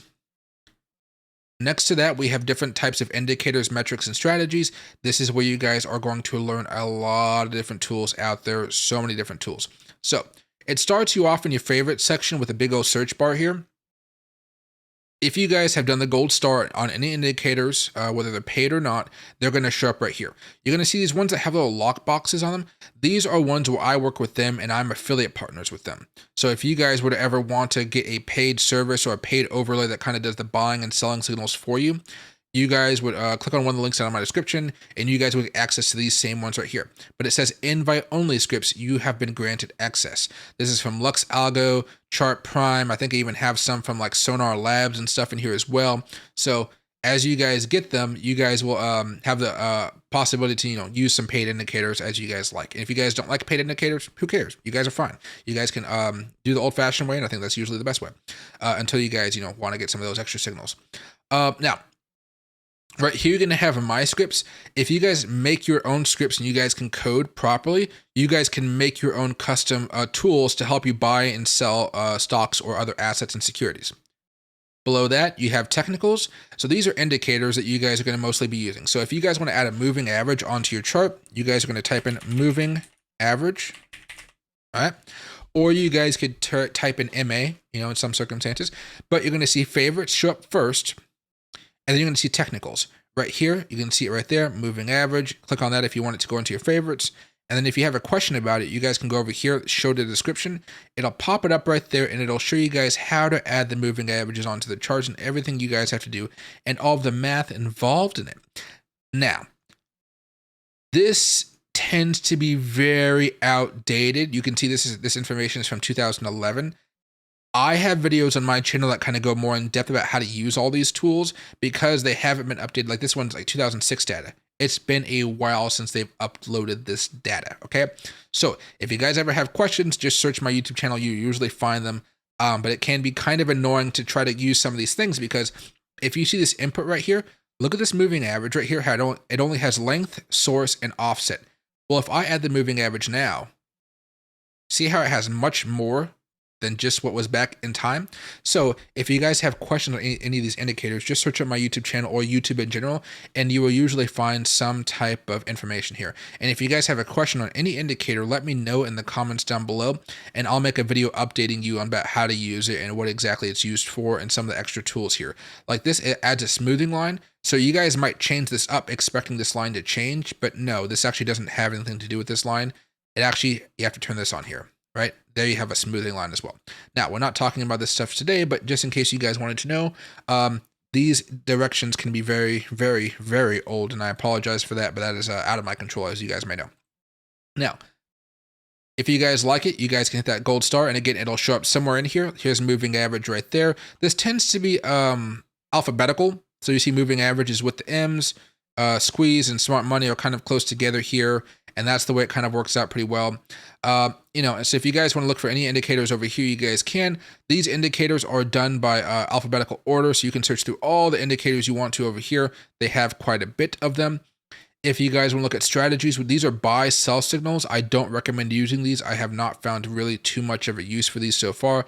I've tested them out on live streams. I've tested them out for a while. They can be cool little hints of what's going on, but instead of using a Bollinger Band strategy, usually I prefer just to have the Bollinger Band indicator and make my own buy and sell signals from it instead of trusting the system to do it, because the system usually isn't as good as a human. Once you guys are familiar with an indicator, you're pretty much already better than the system that's here. Again, they have not updated these in such a long time where they're fine, but you should be much better than these, okay? You should be much better. So if you guys want to test any of these out, you're going to see that they have these little squiggle buttons next door to them. So you're going to see like a line, then an up and down arrow next to it. I will even zoom in just a little bit more so you guys can see it. Zoom in really close. This is what they look like, just like that, okay? Now, let's zoom back out. Had a 500%. Next, you have profiles. So these are fairly new right here. You will see a symbol P next to it. So if you guys want to have a certain profile on a chart, you guys will normally just use one of these. I have not used these all too much, but you can choose session volume profile. Click on this very fast, and then boom. So each one of these is a session. So this is a day, this is a day, this is a day. So what you're adding here is a volume profile for the day. Now, usually what you may be looking for is something more of a daily chart on this, but again, it's not going to really be too helpful because it is by session. So when it comes to Bitcoin and stuff like that, it may be a little bit more useful. But if you guys go over here to a 1 minute chart, use the volume profile. If I were to zoom out just enough, okay. The volume was pretty stable here for Apple, but you can see where we had a lot of volume down here, there was some support, right? Some support over here, some support, and still a little bit of support. Now, not as much support down here, so if we start breaking down, that we might have to come all the way back down here to the previous day, and that support level might be something more over here, okay, which is down here at 174, not too much further off than 175, but you can see right now we're dealing with this old support level right there, which is a little bit longer one. So you guys can use that way if you guys want to. It's really up to you, but these profiles can be pretty fun to test out some theories. You can have session volume profile, session volume profile HD.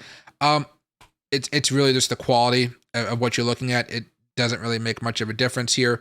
You can see how instead of having just a few different bars, it puts way more bars in here, so you maybe have a little bit more of a specific level of support and resistance.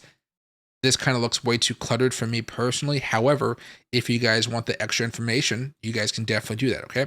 So test them out and see which ones you guys like. Afterwards, you guys have patterns. So this will try to find patterns for you guys free. So if you guys are looking for maybe, which ones are we looking for right now? Maybe a double chart pattern. It'll try to find tops for you guys to trade, all right? Now, I don't really like this double top at all. It doesn't even look like a double top. So you guys will be able to use your own heads to kind of figure this out. This is more of a double top with that breakdown right there. Then this is a double top, okay? So just understand that it'll try to find some for you guys, but it's just not as good, okay? It's just not nearly as good as what you guys can be expecting. Let's go over here to an hour chart. Top one, top two. This is a little bit better of a double top right there. The breakdown, the target never got hit. This was a big old fake out. And yeah, that was a bad trade, but that was a double top. So got that right at least. But again, you want to be careful about double topping into the momentum of a play. The momentum is really going to, if you go against the momentum, it can really mess you up there, which you guys will be learning over time. Okay, here's a double top again. That really doesn't look like too good of a double top, but we broke down below it. And we eventually came back down, but it was not a very good double top play. Okay, again, don't fight the momentum. Don't fight the momentum. And we'll talk about that during a strategy video down the road, okay? Now, you guys can do this for whatever type of patterns you guys are looking for. If you guys want to have candlestick patterns, they'll be right here. And you guys can do doji start bearish right here. And if I go over here to maybe a 5-minute chart or a 1-minute chart, you'll see the doji pop up right there. Doji, there should be more dojis. Dojis are pretty common. Doji right there, doji right there, doji right there, okay? So that's what you guys can be looking for. And again, these take away indicator spots. So you guys have to be careful about how much you use. So some of them only give you 2 indicators, some only give you 5. So if you guys have 3 moving averages, which is the standard, and then you guys also have like a pattern or something like that, you're already at your 5 level. So you 5 limit. So you got to be very careful about how you use some of these indicators. So let's go back over here to the daily chart for Apple. Okay, so after you guys are through the technicals, you guys are going to go over here to financials. So if you guys want to see the income statements or the balance sheets or the cash flow or other statistics for some of these companies, you guys are going to go right here. If you guys are using cryptocurrencies, you're not going to have this section, okay? So if I were to go over here to Bitcoin and I try to go to income statement, you're going to see caution. This type of symbol does not have fundamental metrics, okay? So let me put my head back on here. You guys have to know Bitcoin doesn't have this stuff. But if you guys go back over here to Apple, of course, Apple has earnings reports and stuff of that nature. And so when you guys go over here and look for it, you're going to find all that. Total revenue, quarterly, annual, TTM. You guys can go over here to the question mark if you want to see more of a description. Again, hasn't been updated in a long time, so just bear with TradingView on this one. However, if you click total revenue, it'll show it to you on the bottom right here, okay? Just like that. Another indicator for you guys to use if you guys want to. And you guys can see the revenue and how the chart was doing during those times. X out of that. There's a lot of different stuff you guys can add on here, even gross profit. Again, it'll show it on the bottom here. Go for the weekly charts. And you can see all that information if you guys want to use it. I don't use this type of stuff. Usually I'll have it on a whole nother page and I'll be looking at it while reading. But if you guys want to see it on a chart, it's very nice to have it right there. Now, you guys can click on all this stuff. It'll pop up there, income taxes, all that type of stuff. Balance sheets, current assets, same concept here. Same concept. It'll put it right on the bottom for you guys to check out.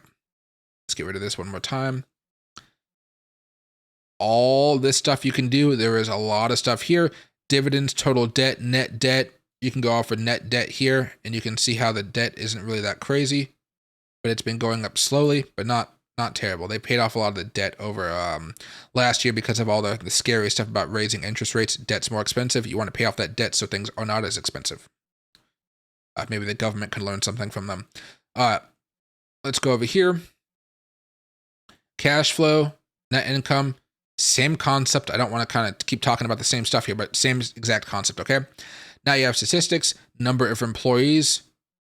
You can see as they update every quarter, employees keep on going up, up, up, up, and up. Sometimes with companies like maybe a Disney, they can kind of fluctuate a little bit more.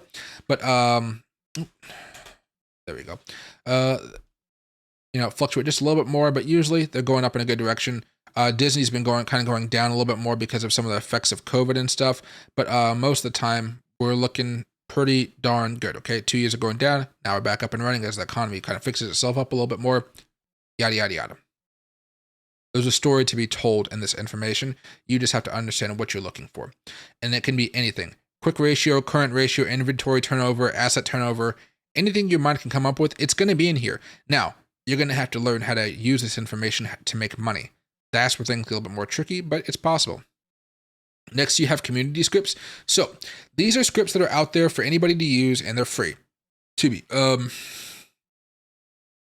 Some are only for premium members. Some are only for premium plus or pro plus members. Some are for members that are pro and above. Some are for free members. Okay.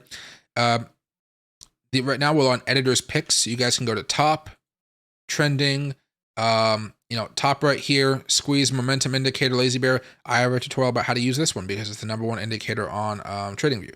I have one on MACD custom indicator wave trade, super trends, all that type of stuff. Okay. Now, when it comes to trending and stuff like this, these are what people are searching for at this moment in time. You can definitely see Lux Algo is leading the way with this one.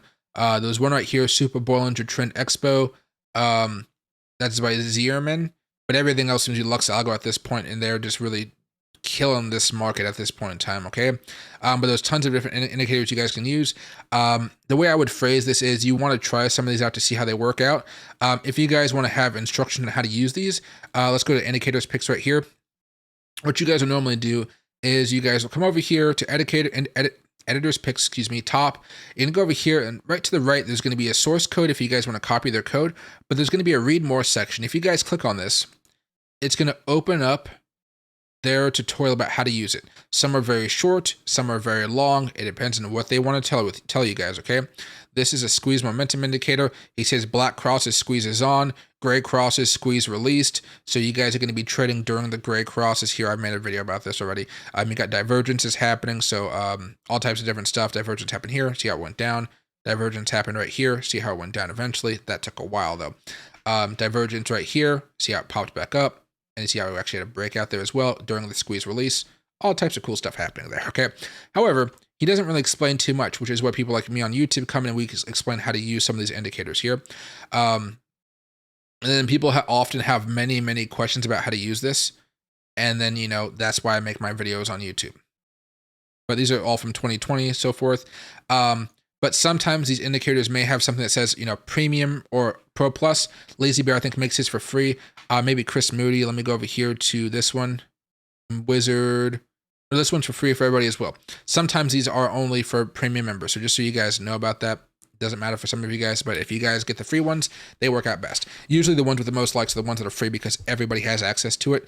Usually you don't have as many people that are buying for the premium plan like me because it is quite expensive. Okay. And you can see I added the MACD custom indicator one right here. And now I have this tool on my chart and I can see some of the crossovers right here. So there was a big old crossover alert signal right here, which happened to be, I can find my cheat sheet here, right there, which happened to be right here. So there's a buy signal right here on the weekly chart. And boom, for the next few weeks, we ended up going higher and higher and higher as far as Disney was concerned. You know? Some of these indicators work very well. It's usually about how you use them though. So you can see we're kind of in a more choppy zone over here. This didn't really work out as well as you would hope. But again, you're looking at different levels of resistance. You guys can clearly see that we're at a level of support right here. So you want to wait for that support to be broken and closed down upon on a weekly chart before you trust it. See, we closed down right here. We had 2 weeks of going down. It may not be a lot, but you guys could have made more of you had a higher opportunity of making money here than if you guys were to try to trade right here or right here or right here without waiting for it to close down below the support level. It's the simple things like that that end up making you a full-time investor because it takes away all those opportunities for when you're losing.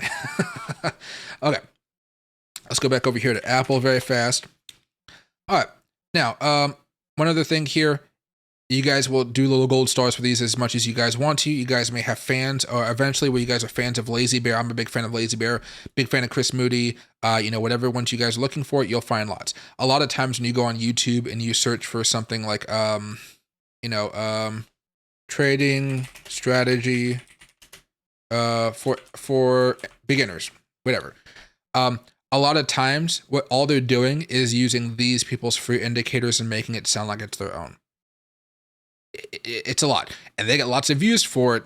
So they keep on doing it, and by all means, as long as they're helping people learn how to trade, I feel like that's perfectly fine by me. Just understand, a lot of the strategies all these gurus have, they're usually just somebody else's strategy. So just keep that in mind, and it helps you guys understand. So you guys, when you guys are watching a video like this, you're like, oh, whoa, this isn't his strategy. He may put a couple things together, but this is tools that somebody else created. And I do some of this myself. I will find tools that I think work well together, like Ichimoku's or LazyBear's scripts, and I mix them with mine, and I'll make a whole new strategy. But I just make sure that you guys understand that, hey, I'm using some of LazyBear's tools in here, so go support him by following him and liking his stuff, because he doesn't really have a YouTube channel, but he has a following on TradingView. So if you go over here and click on the name, it'll open up to his page, so you can follow him. Message, cheer. Oh, I should be following him. And right, you can see the ideas, the scripts, the boosts. He's had the followers. He has 75,000 followers. And you can kind of go over here and see what he's been talking about. Okay. Very, very nice. Very, very easy. And you can see listed my indicators to the App Store, so he has custom indicators you can buy if you wanted to. It's really nice. Okay. Let's get out of here very fast. Boom. All right, so we've completed this whole section about indicators and what's going on. And again, if you guys do buy indicators, you guys will find them right here. It's very, very simple.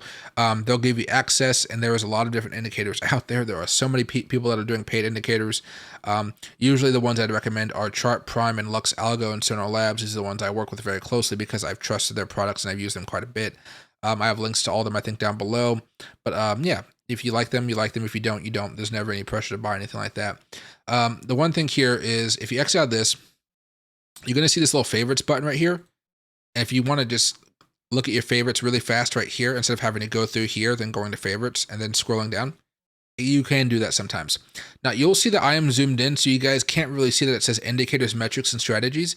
If you guys are looking at this with 100x zoom, 100%, you guys will actually see the letters indicators right there, which makes things just a little bit easier.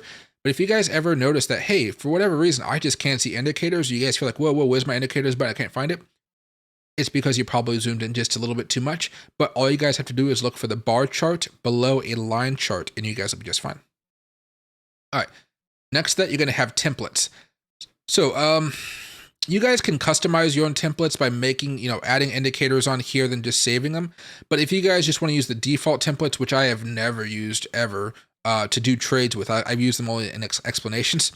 You guys can add on different default templates here. So like oscillator templates are really cool because you guys can use them for looking for divergences and following the momentum of different stocks and assets. So you can actually decide, hey, the momentum is shifting downward. We're having a lot of divergences. We're looking for a really nasty move on the downward side coming up pretty soon, okay? So I might go over here and I might do an oscillator. And so you're going to see it added a stochastic RSI, an RSI, and a CCI. And the RSI and the CCI, I know they're behind my head, but they're right there. And so what we can do from here is I can zoom out a little bit. Oops. There we go. To 100%, which is where it looks a little bit easier to kind of see everything going on. And it also added back on the volume. Okay. There we go. I can see a breakout happening right here. This is a couple days before it actually ended up taking a move up, but you can see a breakout happening right there. You can also see that breakout happening right around here. Same time. You can see the momentum here for the CCI actually going up while the price is going down. So you're actually seeing a divergence from here to here, which means we may be actually looking to go up eventually. And then from here, you also see a flag that's there for the price action of Apple, it looks like. And we had a breakout of that price action. And so you're looking at the momentum start to shift up, and then everything is looking pretty golden from there, okay? So you can use these oscillators quite a bit. If you guys are going to use this, I would honestly just say, hey, you guys might want to actually add on the MACD onto this one as well. I would get rid of the CCI or maybe the RSI here. Maybe actually I would probably just say get rid of the RSI and add the MACD onto this one. And if you guys want to learn how to use it, you just type in MACD. There you go. And then you can see that we had the crossover here. If I minimize these ones, minimize, just so you guys know what to look for. And let's get rid of all these drawings. We had the crossover right there, signaling momentum shifted. That's kind of around here somewhere. And then boom, look at that. Beautiful bottoming off right there. Perfect. And maybe I want to be a little bit more precise to figure out when this happened. It did it right there. Boom. So right there. Not even right there. So I was a little bit off. Let me see. How much was I off? Yeah, I'll say it there. I'll say there. Even if it wasn't right there, it's still looking very good. And that's exactly what you guys are looking for by adding the MACD and some of these other indicators on here, okay? So I'm going to get rid of some of these very fast, get rid of this one and this one. So if you guys are looking for some of these default ones, it's very, very easy to do so. Let's move this along. Let's zoom in back in just a little bit. 175 should be enough. All right. Next to this, you have alerts. Now, alerts, guys, these are really up to how many alerts you want to get on your phone, on your computer, through your text messages or emails. You guys can have a lot of alerts at times if you guys want to. Now, right now, if you guys click on alert, you guys are going to see create an alert on Apple. So you're going to see two things, settings and notifications. We'll talk about notifications next, but for now it's settings. So what circumstance will you be alerted to something happening on your chart? So the condition is Apple during regular trading hours is crossing above a price, okay? So You can have it crossing up, down, greater than, less than, entering channel, exiting channel, all of this stuff. Normally, I will say crossing up or crossing down is usually what you guys are looking for, or just crossing, because once it crosses, you guys already have an idea in your mind of what's been happening. So you can say crossing the price of what, 175.16, we cross 177. Okay, if that happens, I want an alert. The trigger only once. The alert will be only triggered once and will not be repeated. Every time. The alert will trigger every time the condition is met, but not more than one time per minute. Okay, so every single minute we are above 177. We have crossed above 177. Beep, beep, beep. It'll be annoying. So usually only once is enough, but if you guys have issues paying attention to your phone, or maybe you guys just aren't listening to alerts as much as you guys would like to, you guys can have it set to every time, okay?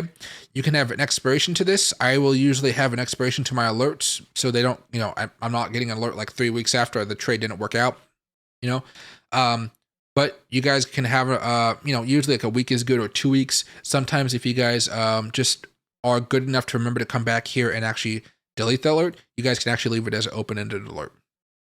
All right. Next, you can have a message name and a message to yourself. So this could be, trade down alert, or it could be Apple breaks 177. Something simple as that. Message Apple crossing 177. Echo strategy. There is no such thing as an echo strategy, but it sounds cool, right? So you guys can do that right there. And so nice and easy, you can hit create. And then boom, now you have an alert. So if you guys want to go back and change that alert later on, you guys will actually have to, I'll show you guys here in a few seconds about how to get rid of the alert. But for the notifications, you guys will see, you guys can notify yourself in the app. You guys can show a pop-up. You guys can send yourself an email, a webhook URL. You guys can play a sound, or you can send an email to your phone, okay? Now, I will normally just want to get a play sound here, or maybe a pop-up or a notification on the app. I usually don't require myself to send an email here, but everybody has their own strategies, how they want to be alerted. Just so we can kind of skip around a little bit here. If I go over here, I go over to notifications, you guys will get your notifications over here as well. So if you guys get any alerts, you guys will probably see them over here. Right here on the top right-hand side, you're also going to see this little bit of alerts button. If you guys see that, you guys will see these alerts that are active. If you guys don't want them, you just hit remove, remove, and remove. Okay, nice and easy. And you guys can also create an alert right here, but I would recommend you guys create an alert on the chart you're looking for, because if you create an alert right here, sometimes it will actually mess up the charts. But right now we're only using one layout, so it's simple. But if we have like 8 different stocks on here, it'll get a little bit more confusing, okay? Okay, let's get rid of that one very fast. But that's just kind of figuring out the alerts. So very easy to understand. Make sure you keep this organized, because if you guys don't, you're gonna have alert after alert after alert after alert. You saw I only had 3 alerts on. Careful with it, okay? Now, after that, you have bar replay. This is pretty cool, so you can go back in time and see what's happening here. So maybe I want to come back over here to February 26th of 2021 and see what was happening. So what I could do is I can come back here and I can hit this play button at the bottom. And right now we're at 10x speed, so maybe let's go to 1x speed, hit play. And now we're kind of looking to see what happened in the past. Wow, this feels too slow. Maybe I want to go up to 10x speed. And then boom. All right. So you guys can see what was happening in the past. You can see a small breakout right there that had a nice little move. You can see a consolidation pattern, a breakout of that consolidation pattern right there. Boom, going up. Right. Another breakout right here, signaling another move up. Excuse me. And you can match this with indicators like MACDs, the oscillators that we were just talking about. So you can see, oh wow, every time we have a MACD crossover, Apple is usually very good at responding to those and going in that direction. Very, very easy, very, very simple. This is a very good way to back test some of your strategies and just kind of figure out which indicators work and which ones don't. Now, you don't have to do the back testing replays here in order to kind of see what happened in the past. However, it's a very nice way to kind of see what's happening, because right now you can see here, if we pause, this is when, we're close to where we are now, but you can see there was a nice little trend line being formed right here. We never broke above it. We closed above it. We opened up above it, but we never actually broke out. We extend this out just a little bit more here. This is a very simple thing to do, okay? Hey, look, we broke out right there, and boom, there was a nice trade right there. You guys could have had a Fibonacci extension level right here, maybe something like this. Oh, it kind of depends on what you guys are looking for. But, you know, there's some resistance right there. Maybe we hit that one level. And boom, for a few days, we got stuck right there, okay? And then boom, we went up a little bit higher, and then hey, we got stuck right there again. Now we're just about to break out above it. You can see how all this adds up once you guys start getting used to how this technical analysis is going to work. I'm making a long technical analysis tutorial, so if you guys want to see that, please make sure to subscribe to the channel. But afterwards, guys, if you guys want to get out of this, you just hit this little cross off right here, exit bar replay, and then boom, you're good to go. And if you guys want to hit the back button, you guys can always hit this, Control Z, same thing. And if you guys want to redo whatever you did right there is fine. Now, here's where things get a little bit more interesting, because it really depends on which plan you guys have, which determines how much you guys are able to use some of these tools. But right here we have layouts. So this controls how many different charts you guys see on your screen. I'm going to zoom in here just a little bit more, and it will look a little bit weird. We're going to go to 250. I can have up to 8. Some of you guys may only be able to have 2. Some of you guys may only have 4 or 6. And you know, you guys can use these however you want to. Whatever chart you guys have, so I made a new layout here. Whatever chart or whatever you're looking at in the first chart, it'll copy every single thing onto the other charts. So if I open up 8 different charts right now, you're going to see this exact Apple chart 8 times. So if you want to have 8 separate Apple charts, but you want to have them all have a certain indicator on them, you want to make sure that that indicator is on before you do the layout. That way you don't have to put the moving averages on every single time. And if you make the mistake, I'll teach you guys what to do here in a second. But this is usually what you guys are going to do. We want to have 8. Okay, now we have 8 charts. And again, I am zoomed in quite a bit, so it's going to look very, very bad. But let's go over here to 100. Now we have 8 very bland Apple charts. Let's go over here to the first one. Let's just add on a moving average. I'm not going to make the moving average fancy. All I'm going to do is make it large enough for you guys to see it. Let's make it be yellow so you guys can see it way up there. Okay, my head is blocking a couple, so I'm just going to shrink it down just a little bit. So what you guys are going to be able to do here is you guys can right click on this, or you guys can just hit the more button. And you guys are going to see right here, add this indicator to entire layout. Then boom, it's on everything. Now, it's much easier to do everything on this one instead of having to go through each indicator and hitting that every time. Add this indicator, add this indicator, add this indicator. However, if you guys make the mistake and you guys forget, that's an easy fix, so you guys don't have to do it by hand every single time. Again, organization, making sure you're not wasting your time doing stuff that's just going to lose you money, or, you know, time is money in this type of business, okay? So if you guys want to zoom in on one individual chart here, you guys are going to click over here in the bottom right-hand corner. There's going to be a little bit thing that says toggle maximize chart. I'm going to zoom in here just so you can see this button a little bit better right there. If you click on it, it's going to open up whatever chart you're looking at, okay? There, and boom, now we're looking at this one chart. So if I make this into a weekly chart, then I go back out, all of these are daily charts except for this one, which is a weekly chart, okay? We're going to go back to our main chart for now. And you guys can go over here and you can change the number of layouts. So I want to go back to 1, and there we go. We just have 1 here. Now, you can also do by symbols, intervals, crosshairs, times. You guys can click on symbol right here, intervals, so you guys can sync everything if you want to. So I could sync, you know, maybe if I had an Apple chart, a Tesla chart, a Microsoft chart, I could have them all synced by time. So they're all 5-minute charts, they're all 10-minute charts. You can sync them like that, and it'd be very, very easy for you guys to do. It just saves you time. You can have a date range in here. So if you guys want to see a certain date range, it makes it a lot very easy. Whatever date range is on this one is what's going to be synced up with the rest of them, okay? Excuse me, guys. I'm talking so much, I'm starting to burp myself. Now, afterwards, you're going to see this thing that says unnamed and saved. So I opened this up at the beginning of the stream, this video, because I wanted you guys to have an unfiltered view of what you guys are going to be looking at. If you guys want to rename this, you guys are going to click on this little button right here next to unnamed, and you're going to have the ability to save the layout in case you guys make any big changes. You guys can have auto save turned on or off. I recommend having this saved turned on. Every now and again, I lose power, and sometimes I've been working on a new layout, and then boom, all the work is gone. You want to have that auto save on there. Next, you have sharing. I don't have sharing on because I don't really share with anybody.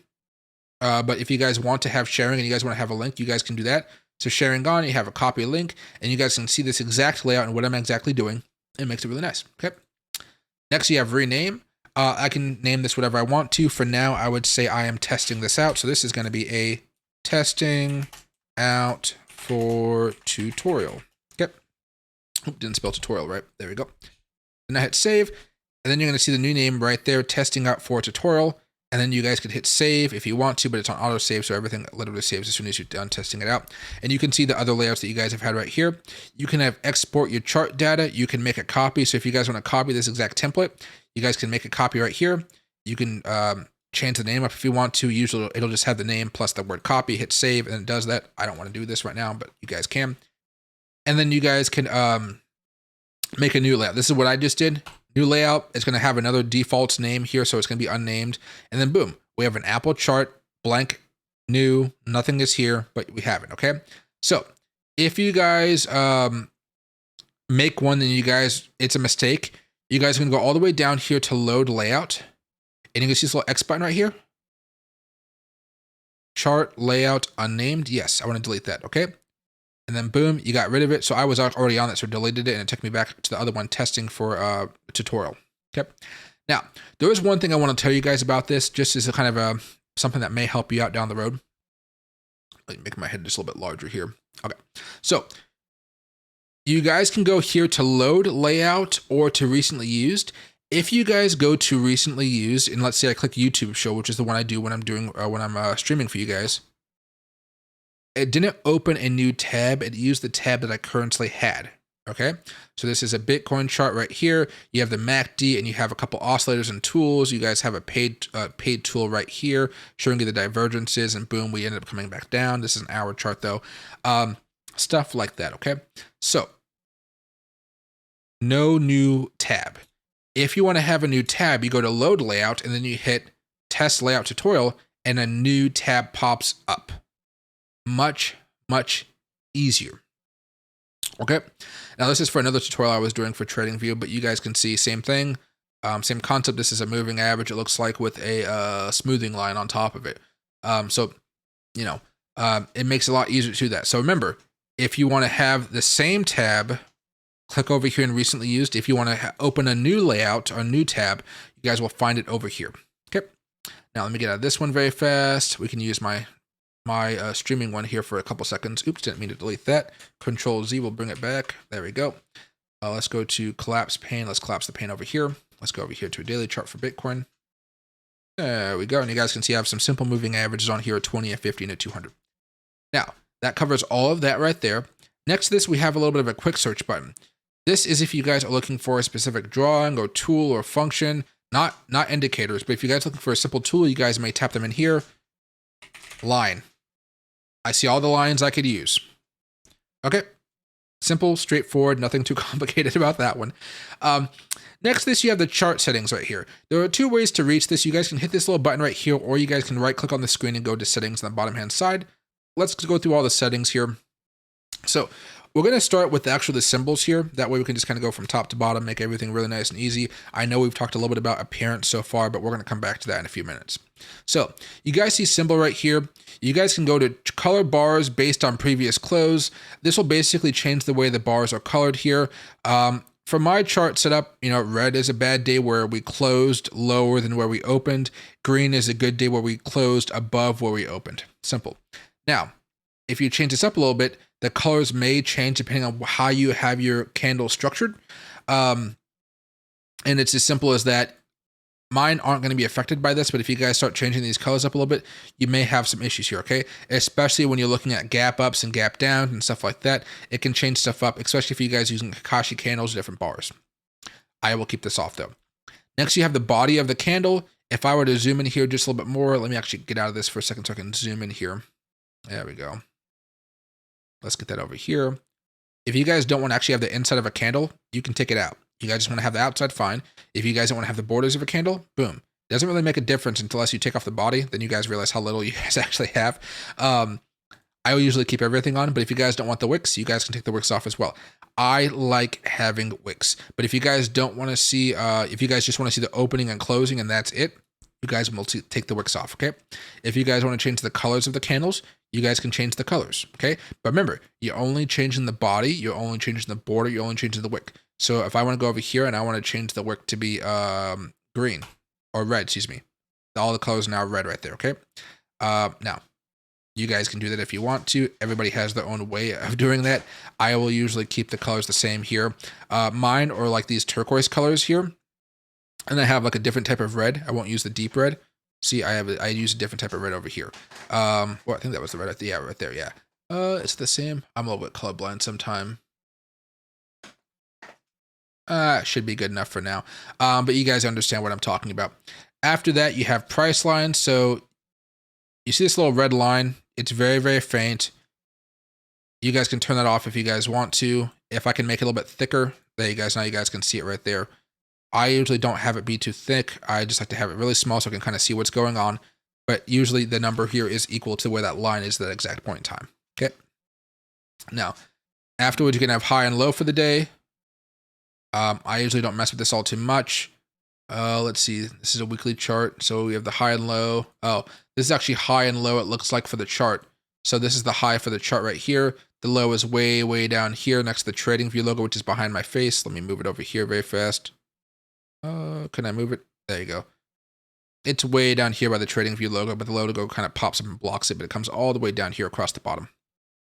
Okay, let's go back over here very fast. Let me move my head back over here. Back over to settings. I usually keep this off. Next, you have bid and ask. If you guys are doing day trading on here and you guys are looking at maybe some trades and you guys have a broker set up, you guys can have the bid and ask set up. So that way you guys can see exactly what the bid is and what the ask is, so you guys know where to start trading at. If you do not have a broker on here, I don't think there's really much use for having this turned on. But if you guys are looking to do day trading, it's very useful. Okay. Next, you can have data modification. Precision is default. So if you guys want to go into like the really detailed data, you guys can definitely do that if you want to. I keep it at default. I have never, in like 5-6 years of using this, never had a reason to change this up. Like, you guys can go to like this and look how many zeros it popped up there. Never had a reason to do this. 4x maybe, but even then the default has always adjusted it to wherever I needed it to be. But if you want to go to the extra 10th or something, you know, let's go back over here to 1000th. You guys can have that there. Sometimes it matters. Okay. Not for me, but for other people, it does matter. Next time you can have your time zone. I have the time zone set to Los Angeles because I'm up here in Seattle. So Los Angeles time zone works out perfectly for me. If you guys are in Denver, you're Denver. Mexico City, San Salvador, Lima, Peru, Lima, New York, Santiago, Toronto, wherever you guys are at. We love you all. Just, you know, choose whatever time works best for you. You're going to hit OK whenever you guys have changed all the information down. Boom. Now we're going to go back over to settings and we're going to go to status line. So status line is everything up here. This Bitcoin versus Tether, 1 day Binance, open, high, low, close up here, all of that information. So if you want to get rid of the name, you guys will take the title off and boom, you guys can't see it's Bitcoin anymore. Open market status right there. I don't know if you can see this little bit of a green line. That's right here, that green little dot. Market open. It'll take it off. Most of you guys won't really need to see this. You can turn it off if you guys want to. I just leave it on because it's usually a default on setting. But when it comes to the stock market, you know, it's nice to know the market's open. Although you may never actually look at that because you know exactly, like, you know, market opens at 6:30 my time, 9:30 other times. I know. So I just talked about open, high, low, close. Take that right there, right? Turn it off, turn it on, turn it off and on. I like to have it on to just kind of have an idea of what's going on. You can have bar change values. So I can go over here and I can turn this on. Hope it wasn't going to take too much time. There you go. You can have, see that additional side right there. So far we're down 1.19% or down $322.89. You guys can have that on there. You guys can also have the volume pop up right here as well. I don't really need any of those things, but people like them. Indicators. You see how I have a bunch of indicators right here? Some you guys can see, some you guys cannot. Titles, it'll take them all away. Okay, it'll take everything away. I need to have them on. Arguments can be there if you want to. Arguments are basically all the information, all the settings that are being implemented onto these onto your charts. It's just so much that I just can't have it on there. But if you guys want to see everything, feel free to do so. Just to be frank, I just don't see the point of it. It's nice to kind of use it every now and again, but really, I mean, that's just such a clutter. Look at all that. That's just such a clutter, especially when you have the chart on. You know, it just look, it's blocking so much stuff that I need to see. Okay, so I'm gonna turn the arguments off. Values, you can see right there, it turned off the moving average volume value. Excuse me, I need to see those values quite a bit. But if you guys like them, if you guys don't like to see them, you guys don't have to have them. Okay. Now, background, not really something we have to worry about here. Yeah, they're not something we have to worry about here as far as background. I've never really had a problem with this one here. I don't know if we need to use it for Bitcoin here. I wonder if it would make a difference if I turn it all the way direct down. No, it's not making any difference when it comes to Bitcoin right now. I don't want to go back over to the Apple chart. But basically, yeah, there's real no change here for the background. We may find another use for this in the future, but I haven't really had an issue with this so far. Just for the indicators itself, they never have any problems with my backgrounds here. Maybe if you guys are using more of the default ones, but I've never had an issue with them at all. Next, guys, we're going to be going over here to title. Just one more second here. Ticker and description. If you guys just want the ticker, it'll be Bitcoin USTD.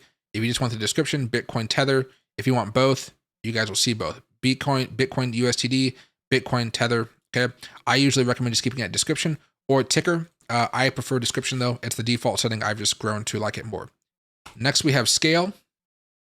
So for this one, I do want to zoom out just a little bit more here, and I do want to get a little bit more comfortable in my chair, get my back support up here. There we go.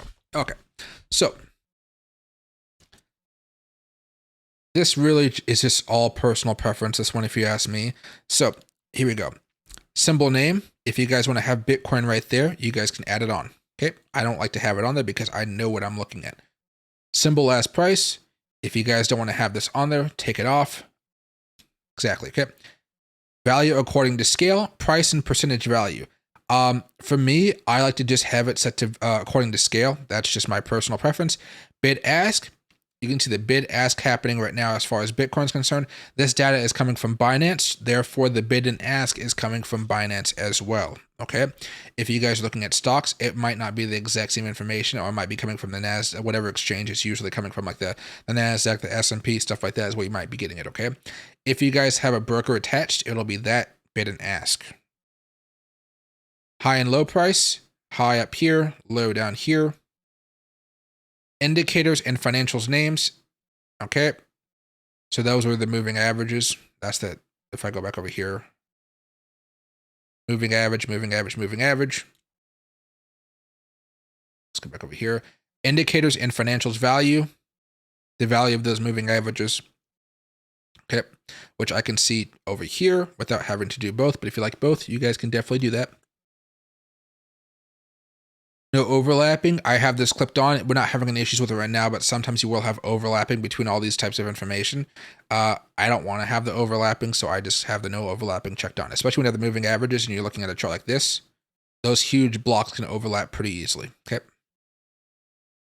Countdown to bar close. I like to have the countdown here, but if you guys don't want to have the countdown, you guys don't have to.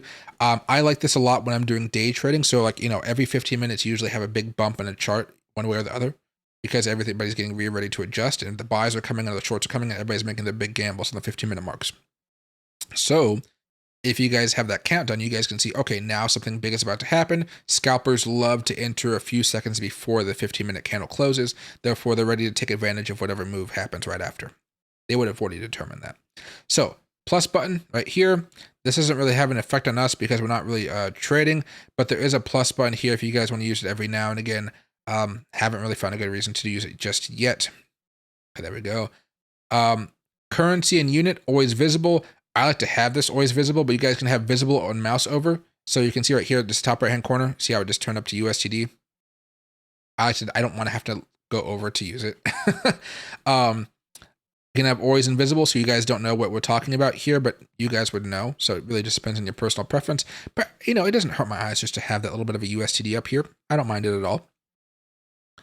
Next, we have lock price to bar ratio. So when this is not turned on and I zoom in, you're going to notice the bottom axis gets stretched out. So watch, nothing happens with the top. See, nothing's happening. This is not going higher. This is not going lower. We're just stretching it out, squeezing it in like an accordion, in, out. But when you do the lock to bar price bar ratio, which you guys can do right here, lock price to bar ratio, but for this tutorial, we're just going to go over here like that. When I zoom in, everything is locked. We're not squeezing. We're not going out. The top is not squeezing. It's not going up. We're just going like this. Everything is coming together, like warping together. So as I zoom in, We're just zooming into a certain point, okay? Now, there's a place right here where you could try to figure out where it is. It's like, I have no idea. It's not like a specific point, but you basically zoom in as much as you guys want to. I prefer just to have it turned off a lot of the time and do this, but there are certain indicators like Gann boxes and Gann squares where you're probably going to want to have this locked. Okay, so that's the reason why you would have it locked. Now, when I keep it off, scales placement auto, stack to the left, stack to the right. Stack to the left means everything now just moved over here. I like to have it over to the right. That's just the way I was trained. That's my preference. If you guys are new, you guys may like it on the left, and that is perfectly fine. Just don't go back and forth. Day of the week on labels. If you guys want to have the day of the week, you guys can definitely do that. You can turn it off, turn it on. That's usually over here. You can see at the bottom right here how it has day of the week. Thursday, Friday, or Sunday, the 23rd of April, 2023. If I unclick that, I may not have Sunday. I'll just have the 23rd of April, 2023. I like to have the days. It's just me. Time hours format, 12 hours to 24 hours, right? If I'm using intraday, you can see right here, it goes up to 13, 14, 1500 hours, 1600 hours military time. I like to have it be 12 hours, makes my life just a little bit easier, but you guys can also go back and forth here depending on what you guys prefer. Hit OK, and then you guys get everything you need set up for that. Now, after that, you guys go to appearance, and this is where we just changed the background at the beginning of this video. So, or at the beginning of this part. I like to have mine set to standard, but what I'm going to do here is zoom in just a little bit here for you guys. Background, solid. Boom, there we go. You guys can make a grid like I explained before. Grid lines, you can have them be white if you guys want to. You can see how the line just popped up behind my head. The line just popped up right here. Those are grid lines. Zoom out a little bit more. You can see all those grid lines popping up. I like to make it black. Pane separators, if you guys want to have those. Crosshairs. So when you guys have the crosshairs enabled, like these, you can actually make these larger or smaller, which is kind of cool. So make them really thick. Now they're huge. Maybe I can make them pink. Ooh, now they're pink and huge. Awesome. Okay, so go over here, make it white again, make it medium is usually what I like here. Click off of that. You can have the watermark. The watermark is just going to be whatever you're looking at. So this is Bitcoin. You're going to see Bitcoin's logo kind of pop up in the background. Okay, see Bitcoin USD 15-minute chart, Bitcoin tether. If you guys feel like it is too bright, you can actually lower down the opacity here, right? Oh, that's for the scales here. Where's it at? Watermark. There we go. There you go. You can lower it down just a little bit, 23%. Now it's not as bright here on the background. Okay. Let's turn this off because I don't need the watermark on here. For scales right here, this is what we're looking at right there. So a lot of times if I'm zoomed in a lot for you guys, like that's 250%. Wow, look how big that is. Well, if I want to make this a little bit easier on your eyes, I may go over here and make this into a 16. So it's a little bit easier on the eyes. Okay. I can have the text change colors. I can make it pink, green, whatever. Okay. Whatever you guys want to, you can change the text over here. Now, it will also change the text on the top as well, so just keep it in mind. If I go down here a little bit more, the line you can change up to. I don't really need to do that personally, but you guys may want to do that. Navigation, visible over on mouse. So actually, let me zoom out just a little bit more. Remember, if you change the text, if I zoom back out, it's going to be that much smaller on the other side here. Oops, I don't need to print that out. Much more smaller here. So go back over here very fast. Navigation, visible on mouse over, always visible, always invisible. I will say most of you guys just want to keep it at visible on mouse over. You guys will never really be using the navigation all too much. If something wants to pop up, you'll know it's very nice. Just don't have it be always invisible, okay? Pane, same exact thing, right? You don't really need much to happen here. Very, very simple. Margins, these basically control how far the top how far the top of the chart is, like the highest point of the chart is to the top of the screen. So in this circumstance, what I want to do is actually go over here to maybe a 1 minute chart. I will hit auto and I'll go right here. And how far this part is away from here and this low behind me, and I'll hide my face, is far away from the bottom, okay? So what I'll do very fast is I'll go over here to settings. I'll move this over here and we'll do the bottom one first. So I'm going to change the bottom margin down as low as it can. And you see how it's getting lower and lower and closer to the bottom. Now the margin is 0. I like to have this be about 15 personally, but I can go over here one more time. Margin, lower. You can see how it gets higher and higher and higher. I like to have this usually be about 15. Now, right and left right here, basically, how much do you want it to be away from the actual right-hand side of the chart? I like to have it around 10 to 20. 15 is usually fine. 20 is usually where most people, I think, find it, just because they don't want to have it so close that they can't be, it won't be blocked off by other stuff that you could have over here. Remember, you could have the Bitcoin sign, you could have other numbers over here. It may actually block this if it's too close over. Let's go back over here to the daily chart. Okay, that's everything for appearance. As far as trading, you have buy, sell buttons right here. If you guys want to buy at a price, a buy right here, you're going to notice it says a broker is not connected. That is perfectly fine. I have no broker connected. Instant order placement here. This is if you guys do have instant orders. We're not actually doing the live trading right now, but you guys could have some level 2 data, and we'll talk about that here in a few seconds. All right, let's go back over here. Play sound for executions. If you guys want to have a little bit of a sound that says, hey, you just bought something, or your trade went through if it was a limit order, usually you want to have that set up. I recommend having this set up. Usually thin or alarm clock is going to be fine, but I think thin is usually more than enough. You guys, let me actually turn on my video capture device. This is the thin sound. That's it. That's all. Okay. Turn that off for now. I don't trade through TradingView, so I don't need it. Rejection notifications only. If you guys want to see that your buying order was rejected for whatever reason, you guys will be able to turn that on and have a notification saying, hey, your order did not go through. It's easy. I'd recommend having this turned on. Now, appearance. If you guys want to see your positions, I'd recommend keeping all of this on, everything. Positions, profit, loss, money, ticks, percentage. I would say usually want to see how much you're up and down by money. Percentage is also another good way to hear, but I don't usually recommend doing ticks. Profit and loss is good. Reverse button is fine. Reverse button basically means if you have a long, you sell your long and automatically you're going from a long to a short, all with one click. Okay. People do it all the time. Don't do it unless you guys are an expert. That's all I'll say right now.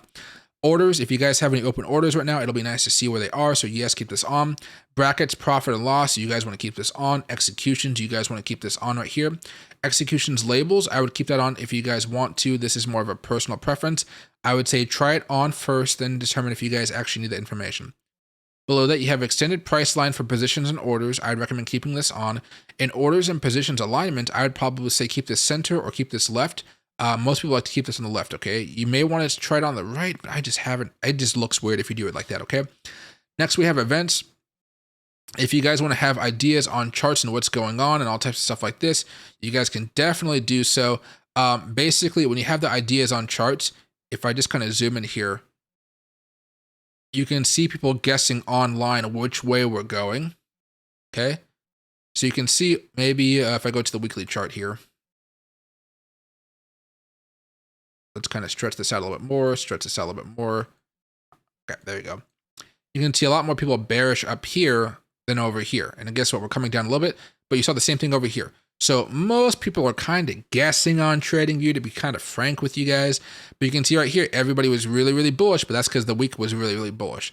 Only a couple people were bullish right here. Couple. Everybody else was bearish. And then boom, we ended up going up. These couple people were right. These guys were all wrong. And you guys can see that here. And you can go back and see some of their ideas. Do I look at these people? No, but you guys can do it. All ideas of followed users. And you guys see none of my followed users have ideas about this stuff, or my ideas only. Okay, so we're going to turn that off. Economic events on chart. So Bitcoin usually doesn't have this type of stuff, but maybe if I were to go over to DXY, this is the dollar index. Let's go over here to the daily chart and see some support zones over here. You guys might see some more reports on news. No, not even on this one. No, I guess there's not really any major events here, but there should be more events. This one should be more accurate for this one. Maybe if I go over here to a 50-minute chart. No, it's just not giving me any alerts. So this one might be kind of a little bit busted for now, because it used to be a whole bunch of alerts with, like, Fed minutes and stuff like that popped all over the chart here. Maybe they got too many complaints that was too much stuff popping up here. But if I learn more information about this, I will be sure to let you guys know. Let's go over here. Only future events, yes. Event breaks, yes. You guys will probably want to have this on here.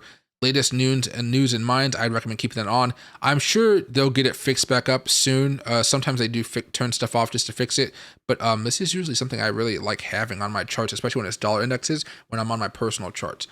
But okay, everybody, that's everything related to this front page right here.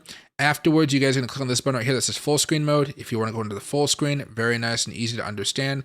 Next, that you can take a snapshot if you guys want to, download the image, copy the link, open a new tab, tweet the image. If you guys want to tweet the image right here, nice and easy. It opens up your Twitter account and it'll open up like this. And you guys could tweet the image if you guys wanted to. I don't do this too often, but I think I should probably start doing it more and more. However, it's kind of nice to see that, right? Let's get out of this right now. I want to buy a new NVIDIA graphics card if you guys can't tell. All right. As we go over here to the right, you guys can see publish. If I wanted to share an idea with my community, I could record a video idea. I could speak my mind. That's new. And I could just publish an idea of what I think is going to happen. And then everybody in the world could be able to see what's going on. I usually keep those for my YouTube community. That way they watch my content. But if I wanted to be more open on TradingView community, I could always do that. Now, on the right-hand side, this is really on all pages. It's not just the Supercharts here, but you guys will start off right here with the watch list details and news. So if you guys have a watch list, you guys will see it right here. Let me zoom in just a little bit more so you guys can see what's happening. If you guys click on the name, oops, I clicked on something too early. YouTube right here. This is the YouTube playlist that I have. I can look at all these different watch lists that I have. I have a few more watch lists besides this, but I have a Coinbase watch list. I have the list. I have tutorials, watch list, YouTube breakouts, a YouTube group watch list, and then I have YouTube lessons for options. So I have a few different right here. Okay. You guys can also do little flags here for your tutorials, and I can teach you how to do that in a second. But basically, you can create a new list by clicking this button and creating a new watch list full of different stocks, cryptocurrencies, Forex pairs, commodities, whatever you guys are looking for. You guys can easily find it there. And there we go, right there. For now, though, I'm kind of zoomed in a lot, so you guys can't see this whole list of tokens I have. However, let me zoom out just a little bit. There we go. Next, that you have this little addition button. If you guys want to add a symbol on here to the list, you just search whatever the symbol you guys want to. And over here, you're going to click on this little addition sign. And it's going to say add to watch list. And if I click on this, it'll add it onto the watch list. Okay. You guys can go right here to go to symbol. This basically just goes to the symbol right there. And you see how it has like a little bit of a highlight on it, a little blue line around it. Easy. After that, you guys can do advanced view. This is if you guys want to share your watch list. I don't want to share it. But if you guys want to see what you guys are looking at, the exchanges I'm looking at right here, it all can help you out just a little bit to have all the information down here and look at it in a different way. Financials, again, there's not really many financials here because this is basically a crypto list, but I do have the NASDAQ SPY and Dow Jones Industrial Average here just as a little bit of a help. There we go. But if you guys want to look at it in a different way, you're more than welcome to, okay? Afterwards, you have your own settings here, and you can determine what you guys want to see on this list. So if I were to drag this out just a little bit, I could normally for me, I just have last and the change percentage. That's because most of the time I'm streaming and I want all the information to be for you guys. Like, I don't want these to be too much information. So I will have change on sometimes, volume, extended hours, get out of this, and you guys can see all this information here. And I can drag this along and make this a little bit larger, make this a little bit larger, give it all a little bit of space, or I can cluster it in together so it kind of squeezes into itself. I don't like to do that all too much. So normally what I do is I just have change off, volume off, extended hours off, and I'm a fan of this method right here. That allows me to have enough information for me. Drag this over here. Let's go right here. Where's my other symbol? I gotta drag this over here, I guess. There we go. And there we go, right there. And that's normally what I like to see. Some of you guys may like to see the change in numbers, so like how many pennies it went down, how many dollars it went down, stuff like that. I don't necessarily need to see that, but for some of you guys may like to, so you guys may be able to add the change on there as well. Now, you guys will also see logos, tickers, and descriptions. If you guys don't want to see the logo here, let me drag this out again for you guys. No logo, no logo. No ticker. Oh, description right there versus logo, okay? Again, I like to have all my stuff as condensed as possible, so ticker is usually what I like. And then for that, you guys can clear the list, rename the list, add section to the list. Usually I don't bother with much of this stuff, but if you want to add a section to it, you can see section 1 just open up right here, and it'll be right after whatever you're looking at, okay? So you can delete this, and everything below it is still there. I want to make sure you guys understand that it's still there. But you can move that ever you guys want to. You can break it up into large market cap within the crypto coins. You can do it by small market cap if you guys have a very large list. You guys can really customize it as much as you guys would like to. Okay. After you guys are done with that section here, you guys will see that below all this stuff on the top, you can hit whatever you want to, like Bitcoin, for example. And you guys will see this thing that you can drag up and down. So this will tell you the name of the cryptocurrency or the stock that you guys are trading, the Forex pair. It'll tell you the current price, whether the market is open or closed. It'll give you a big news story at the bottom. That's for getting a lot of clicks on TradingView's website. It'll tell you how much it's up and down. It'll tell you, you can go over to ideas, the mines. You can add notes onto this one. You can go to key stats, a whole bunch of stuff, performance. Excuse me. And you can see the technicals here as well. Let me take a sip of water. This has been a very long tutorial, guys. Okay. If you guys just hit the double tap button, you probably should be getting back to the video just now. Okay, but you guys can see if it is sell or buy signal right now as far as the technicals. If you guys hit more technicals right here, it'll show you more oscillators. You can go from 1 minute to 1 month. So the 1 month indicators for Bitcoin are all sell, neutral, and buy. And you can see how they're kind of positioning up right now. 1 week, 1 day, 4 hours, 2 hours, 1 hour, 30 minutes, all the way to 1 minute, okay? It's pretty cool. It's really nice to use every now and again if you just want to see what the oscillators and stuff are telling you without having to do the technical analysis yourself. And it's kind of nice. Okay. Now we're going to close this up. Then we have the alerts button. We've already talked about this a little bit, but if you guys have any alerts that you guys have made,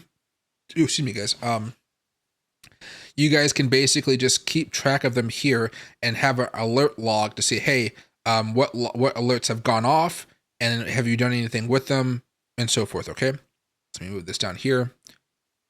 Afterwards, you have the data window. This is looking at all the data as it comes into fruition for Bitcoin.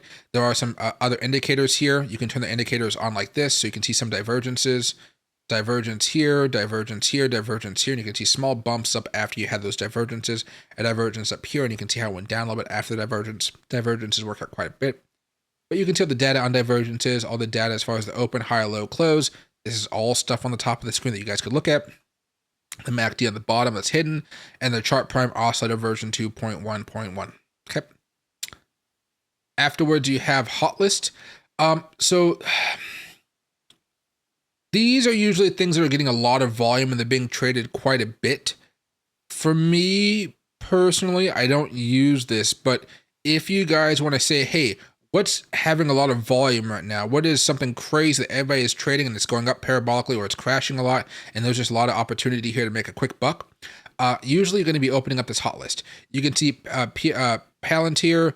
They had a very good day the other day, which is why the volume is so high. The volume gainers here. Tesla, volume gainer. FTACH, volume gainer. Percentage change gainers. You can see MNK up huge. All of these are up huge.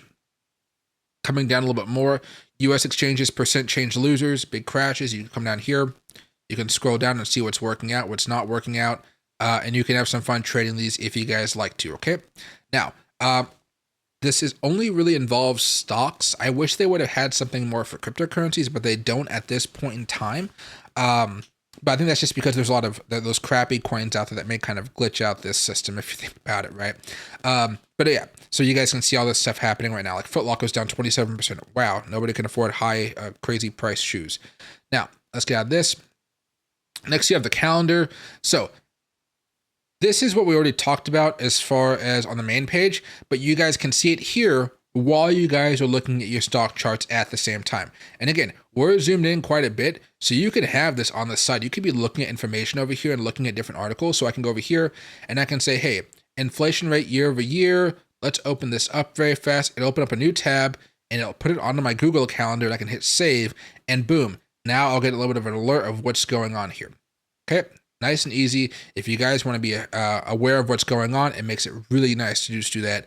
Some of you guys don't actually have your Google Calendar integrated with what's going on in the stock market. That is perfectly fine. But if you guys do, it's just kind of nice. Okay.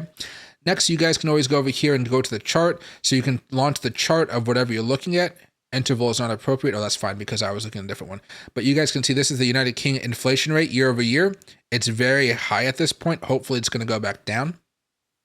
But you can open up whatever chart this information is really talking about, which is very nice again.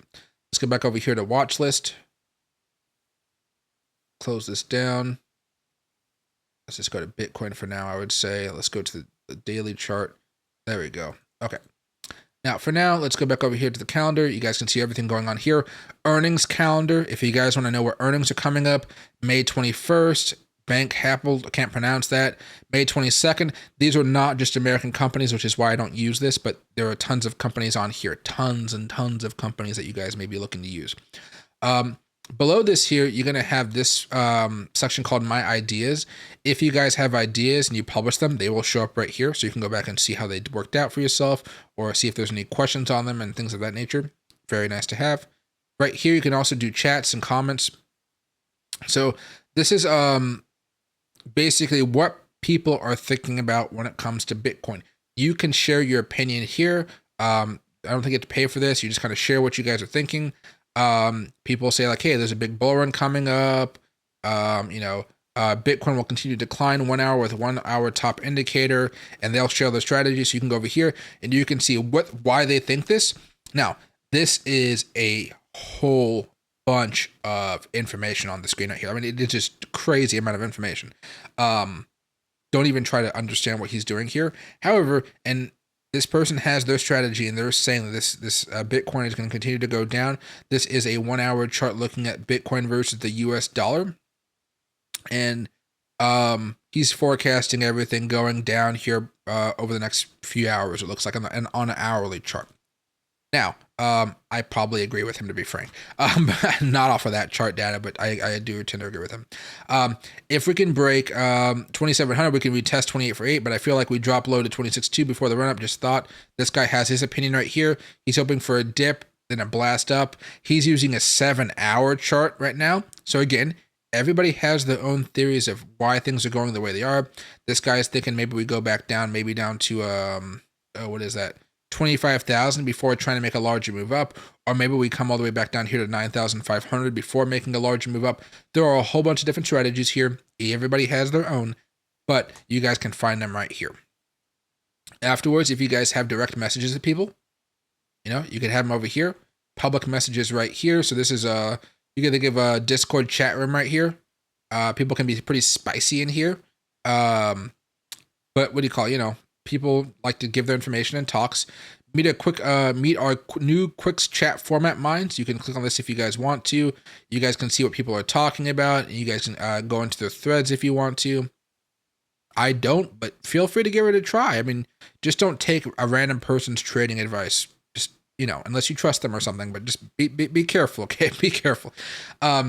Next up, you have Idea Stream. So these are for people that usually you have like you're paying for their services, and they kind of give you some ideas. So right now you have Chart Prime on the bottom, and you have Lux Algo on the top, and you can see what they're talking about right now. But yeah, simple. They share some ideas every now and again, or they share what's going on with their product and if they have something new coming on. So right now, there's a new update, it looks like, to Chart Prime's Oracle indicator. And I guess they have trend detection, they have new release notes and a whole bunch of stuff. And then somebody has a question right there, okay? Simple to understand. Next up, you have streams. If you guys want to watch other people's streams, you guys will find it right here, talking about whatever's on the chart right here, which is usually Bitcoin. A lot of different stuff right here. Just depends on what you guys are looking for. Over here, you guys will have notifications. This is from Sonar Lab. These are from people you follow, like Sonar Lab, TradingView, anybody that you guys are following, even the LazyBear and stuff like that, the people that make the indicators. Any updates they have, they'll all be right here. Okay, they don't really update too often, at least the people I follow. So if you guys follow somebody that posts like daily, you guys are going to have a much more active ideas page than I do. Okay. Next, you have Order Panel. So let me log into a paper trading account with TradingView here, just so you guys can see what this would look like. So right here. So this is how you buy. This is how you sell. Let me zoom in here just a little bit for you guys. Okay. So this is how you guys sell, buy, what price, ask, units, take profit, stop loss here, time and force a week, you buy, right? This is how you guys actually do your trades. You guys can have your order history, your orders, your history. your account history, your trading journal, if you guys have a trading journal, right? I only do fun trades here, so I don't even think I have a good history here. But you guys can keep track of your orders here if you want to. If you guys are paper trading or learning how to trade, this is going to be very useful for you guys to keep track of everything. Instead of using a trading journal that I have, like I have a trading journal I sell that has a whole bunch of equations and stuff like that. You guys could pay for that, or you guys could just use this one. It doesn't have any formulas and stuff that give you as much detailed information. However, you guys really don't need that at this point in time. It's usually you want to get my paid one. Usually when you want to have like, how often do you win trading Apple? How often do you win trading Tesla? How often do you win doing this? You know, what patterns are you good at trading? What patterns are you bad at trading? It gives you a whole bunch more of an idea of how good of a trader you are. This is basically, hey, are you making a profit or are you losing? It's very simple, but yet you don't, this is good for beginners. This is very good for beginners, okay? Just going to make that go down a little bit more so you guys can see what's going on there. I can drag this up a little bit more order info here, leverage 1-to-1, all types of stuff, okay? Let me zoom back out just a little bit. Okay, and below that right here, you have DOM right here. So this is if you want order by blocks. So a lot of times we're paper trading, so you really can't see it. If we were connected to a broker, you would see other people having massive orders on the left or right. And so you could try to get an order above them or below them, or you would try to do a specific order. So if I go over here and I click on this, it'll open up a sell order right there because I'm buying on the sell side. If I go over here, it's on the buy side, okay? So I'm going to buy right there. Pretty simple. You hit the buy button, it'll buy it. I'm not really trading right now, so I'm not going to do it, but it's an easy way to do it. You can lock the dynamic mode and such if you want to. I like to keep it unlocked. But yeah, you guys will make your trades from here if you guys want to. I normally am just looking at the chart. I'm doing more of a swing trade, so it's a lot easier. If you're looking to scalp, it can be very, very simple to just go over here to a 1-minute chart and be like, okay, Bitcoin's right here, 26.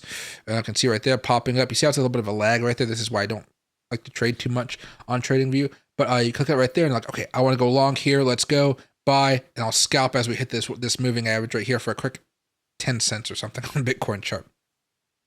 Okay, now on the right hand side here on the bottom, you're going to have an object tree, multi-selected drawings. So any drawings or indicators that you have are all going to be right here. If you want to turn them on from here, you guys can. If I turn on all these indicators that I have on my charts, you guys will see that I have a bunch of stuff on here. Let's go to the daily chart. Just a bunch of stuff going on here. So much so that it's very, very messy and it doesn't really look too good. But you guys can click on all of these if you guys wanted to. Now, for me, I don't ever use this, I don't think, because everything is right here for me to use. It's just there. But if you wanted to use this, instead of clicking on these buttons over here, like, hey, the eyeball, you know, you guys could easily do that, okay? Now, on the bottom right-hand corner here, you also have this little bit of a help tab. This takes you over to the help center where you can figure out if you have help with billing, charts, if you need help with drawings, alerts, Pine script screeners, like, you know, it'll help you out as much as it can. I need help with writing a code in Pine. What is Pine script? It'll break down everything you need. Now, again, we've talked about this. It definitely takes time. This is not very up-to-date information. So when I can, I will try to make videos about this type of stuff more than the videos I already have, okay? So I know most of you guys were just here for learning how to use the charting software, but if you guys are still here after all that, now we're going to be moving over to the community section. Now, this one is going to be talking about the overview, the live stream, the trade ideas, the educational ideas, and scripts. We've already covered a lot of this stuff, so it's going to go by pretty fast. So, overview for the community. This goes over all the trading ideas that you guys may be looking at. You can go from editor's picks to popular for like educational ideas, video ideas if you want to see what's going on, why the Russell Index the most reflective of the bank run crisis, post FOMC thoughts. So if you guys are thinking what's happening after the FOMC rate hikes and stuff like that, you guys can watch that video. Pine scripts right here. If you guys want to learn more about those, you can watch these videos. You guys can watch the streams like this. All works out very, very well for you, okay? Afterwards, you have the live streams. If you guys want to watch live streams here, you guys can do it from here. Everything about Pine scripts, excuse me, to what's going on in the market. But the overview usually has everything. So if you guys just want to go through all this stuff, you guys will just go through the overview. But trade ideas here. If you guys want to go through editors, picks, and everything like that, you guys can find it all right here. Usually, I will keep it on popular or the newest. Video only, I don't really use too much because sometimes I like to just read what people are saying, and I don't really need to have a video to understand what they're talking about. But if you guys want to see the most recent news, you hit that, and you'll see exotic pair, exotic trade, perfect week to start trend change. Go over here. Litecoin discrepancies, Euro USD staying short, GPN in NSD diving to new lows. You know, a whole bunch of stuff we could talk about. Sell Euro to Japanese yen, channel breakout. You know, you guys can look at whatever you guys want here and find out the newest information. This was 17 minutes ago, 14:10. A lot of this gets dropped every few minutes. You guys will find something here to read and entertain yourself.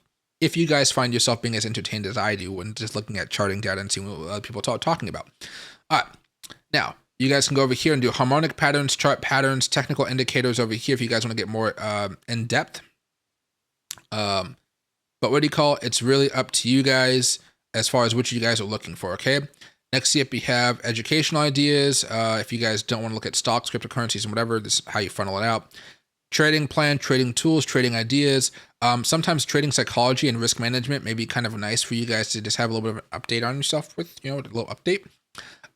Unpopular trading advice, fall in love with one pair only. This is a Forex guy, so maybe he's saying, hey, instead of trading like 1,000 different Forex pairs, maybe just trade one and become very good at trading one. I think that's something very reasonable to say when it comes to Forex because those pips can be very hard to attain if you're trying to trade 5 or 6 different things at once. Next up, risk management here. Excuse me, guys, I have been talking for a while. So you have education and research. You have risk management here, and you guys can see what's going on. And again, if you guys want to learn more about what's going on, you guys can easily just kind of look at some of these articles and what's going on, some of these videos, and I think you guys will enjoy it quite a bit. Okay. Next up, you have scripts. If you guys want to make scripts or you guys want to look at free scripts, you guys can do that. Pine Script Wizard. This kind of teaches you guys how to use the product. Some of the big guys that are doing Pine Scripts right now. Basically, these people and specifically are those who make indicators that people truly love. Chris Moody is one of them. LazyBear, H. Potter is one of them. A lot of these people may have YouTube channels. They usually don't have a lot of viewers on YouTube because they're not really the best at explaining stuff because they're really good coders. Sometimes the two things don't necessarily go together. However, they are very good at coding strategies, and I'd recommend that you guys give them a look, all of them. Most of them you probably will not like, but I'd recommend you guys check out LazyBear, maybe Chris Moody, maybe H. Potter, Ricardo Santos is probably okay. So, you know, just give them a look if you guys can. And afterwards, we have house rules, moderators, refer a friend, follow TradingView. These aren't really too important. This basically says be nice to people on the platform. Moderators, I haven't actually worried about moderators here. Okay, so basically these people can moderate your comments here. So you think of Discord. I don't really see these people moderating all too much. I don't think many of them are actively on. Maybe during early morning. So there's one person on right now, one person on right here, 2 people. And there's a lot of chat rooms. So they can't really be everywhere at once. But, you know, be smart. Don't be disrespectful in the community. Next up, we have markets. If you want to go over here to research, we don't have to really worry about refer a friend. You guys can refer friends all you guys want to and follow TradingView. You guys can follow them on online if you guys want to. Markets overview. This basically is where the main page takes you at the beginning. So you guys can see what's going on. You have the major world indices, US stocks, community trends, stock gainers, upcoming earnings, cryptocurrencies, breaks everything down, Forex, everything you guys can imagine, futures. You guys can see it here. Everything within this is basically just breaking it down just a little bit more. So if you guys only care about what's going on in Canada, you guys can go over to the Canada stocks, ideas within the Canadian market, news within the Canadian market, and the overview of the Canadian market. Okay. If you want to go over here, you guys can go to any other country you guys want to, look at any of their major indices that you guys like. Sparks is something that I think most TV guys are going to start to get more aware of. Some people like to only trade sectors, and I think of these are as different ways to label sectors. So there are crypto sectors, okay? And so you can see all the news going on with crypto, altcoins, ecosystems, functional, novelty and social, tokens, all the news going on with it.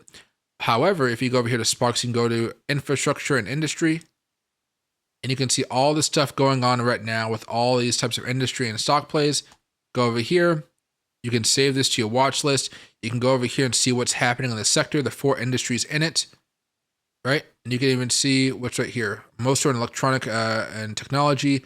Most are in aerospace defense. And you can see all the different things in here. And if you want to, you can add different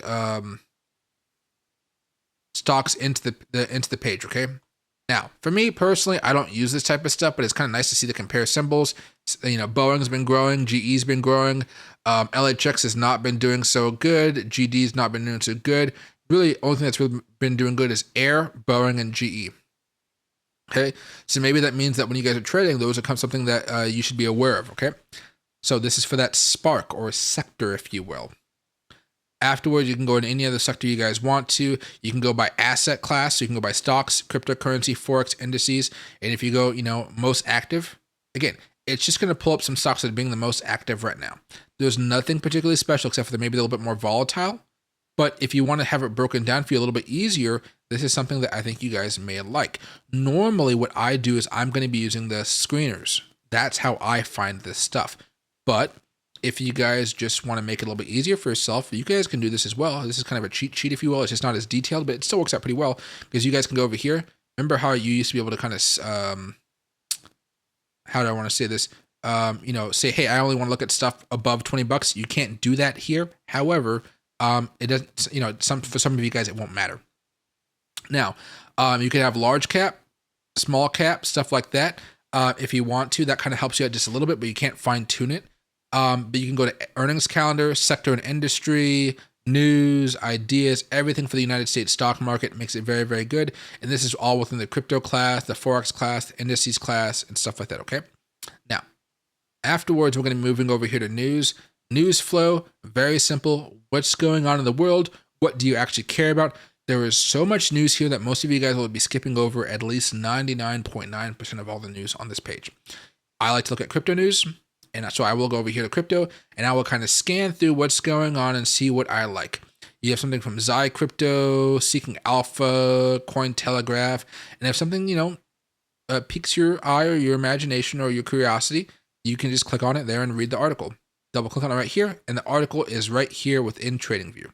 So they actually post their articles here within TradingView. And if you want to learn more, click on it and good right there. Cointelegraph pops right up and I can read the article right from Cointelegraph. And it helps out a lot. If you guys like it, you guys can go support their websites and the news sources, okay? Now, one thing that's kind of annoying is it kind of like takes you out, so you can't really click on anything else here. You have to click on this little X right there, and then it takes you out, okay? After that, you guys can go into bonds, world economy. Bonds are interesting if you guys want to read articles about them. I enjoy reading them. Bonds are kind of a scary thing to read about because you realize how the system isn't as strong as you think. There's a lot of faith in our system. But let's not ruin this tutorial going into that rabbit hole. Then afterwards, we have brokers.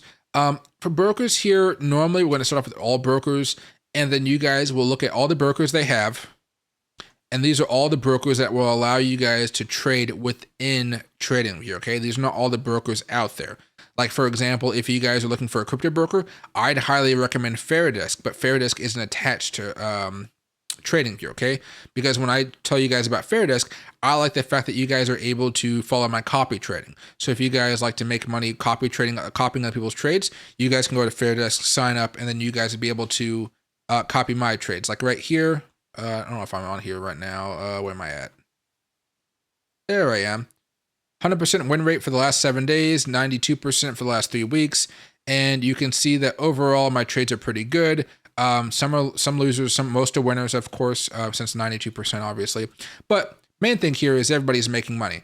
Top guy is making $817, $88, $75. Depends on how much money you put in, of course, but people are making money. So if you guys wanted to do that, you guys would follow me there. But if you guys see that I make a trade and you guys copy the trade, you guys could also copy the trade on TradingView, which is kind of nice as well, using another type of exchange. But it all depends on what you guys are looking for as far as these exchanges are concerned.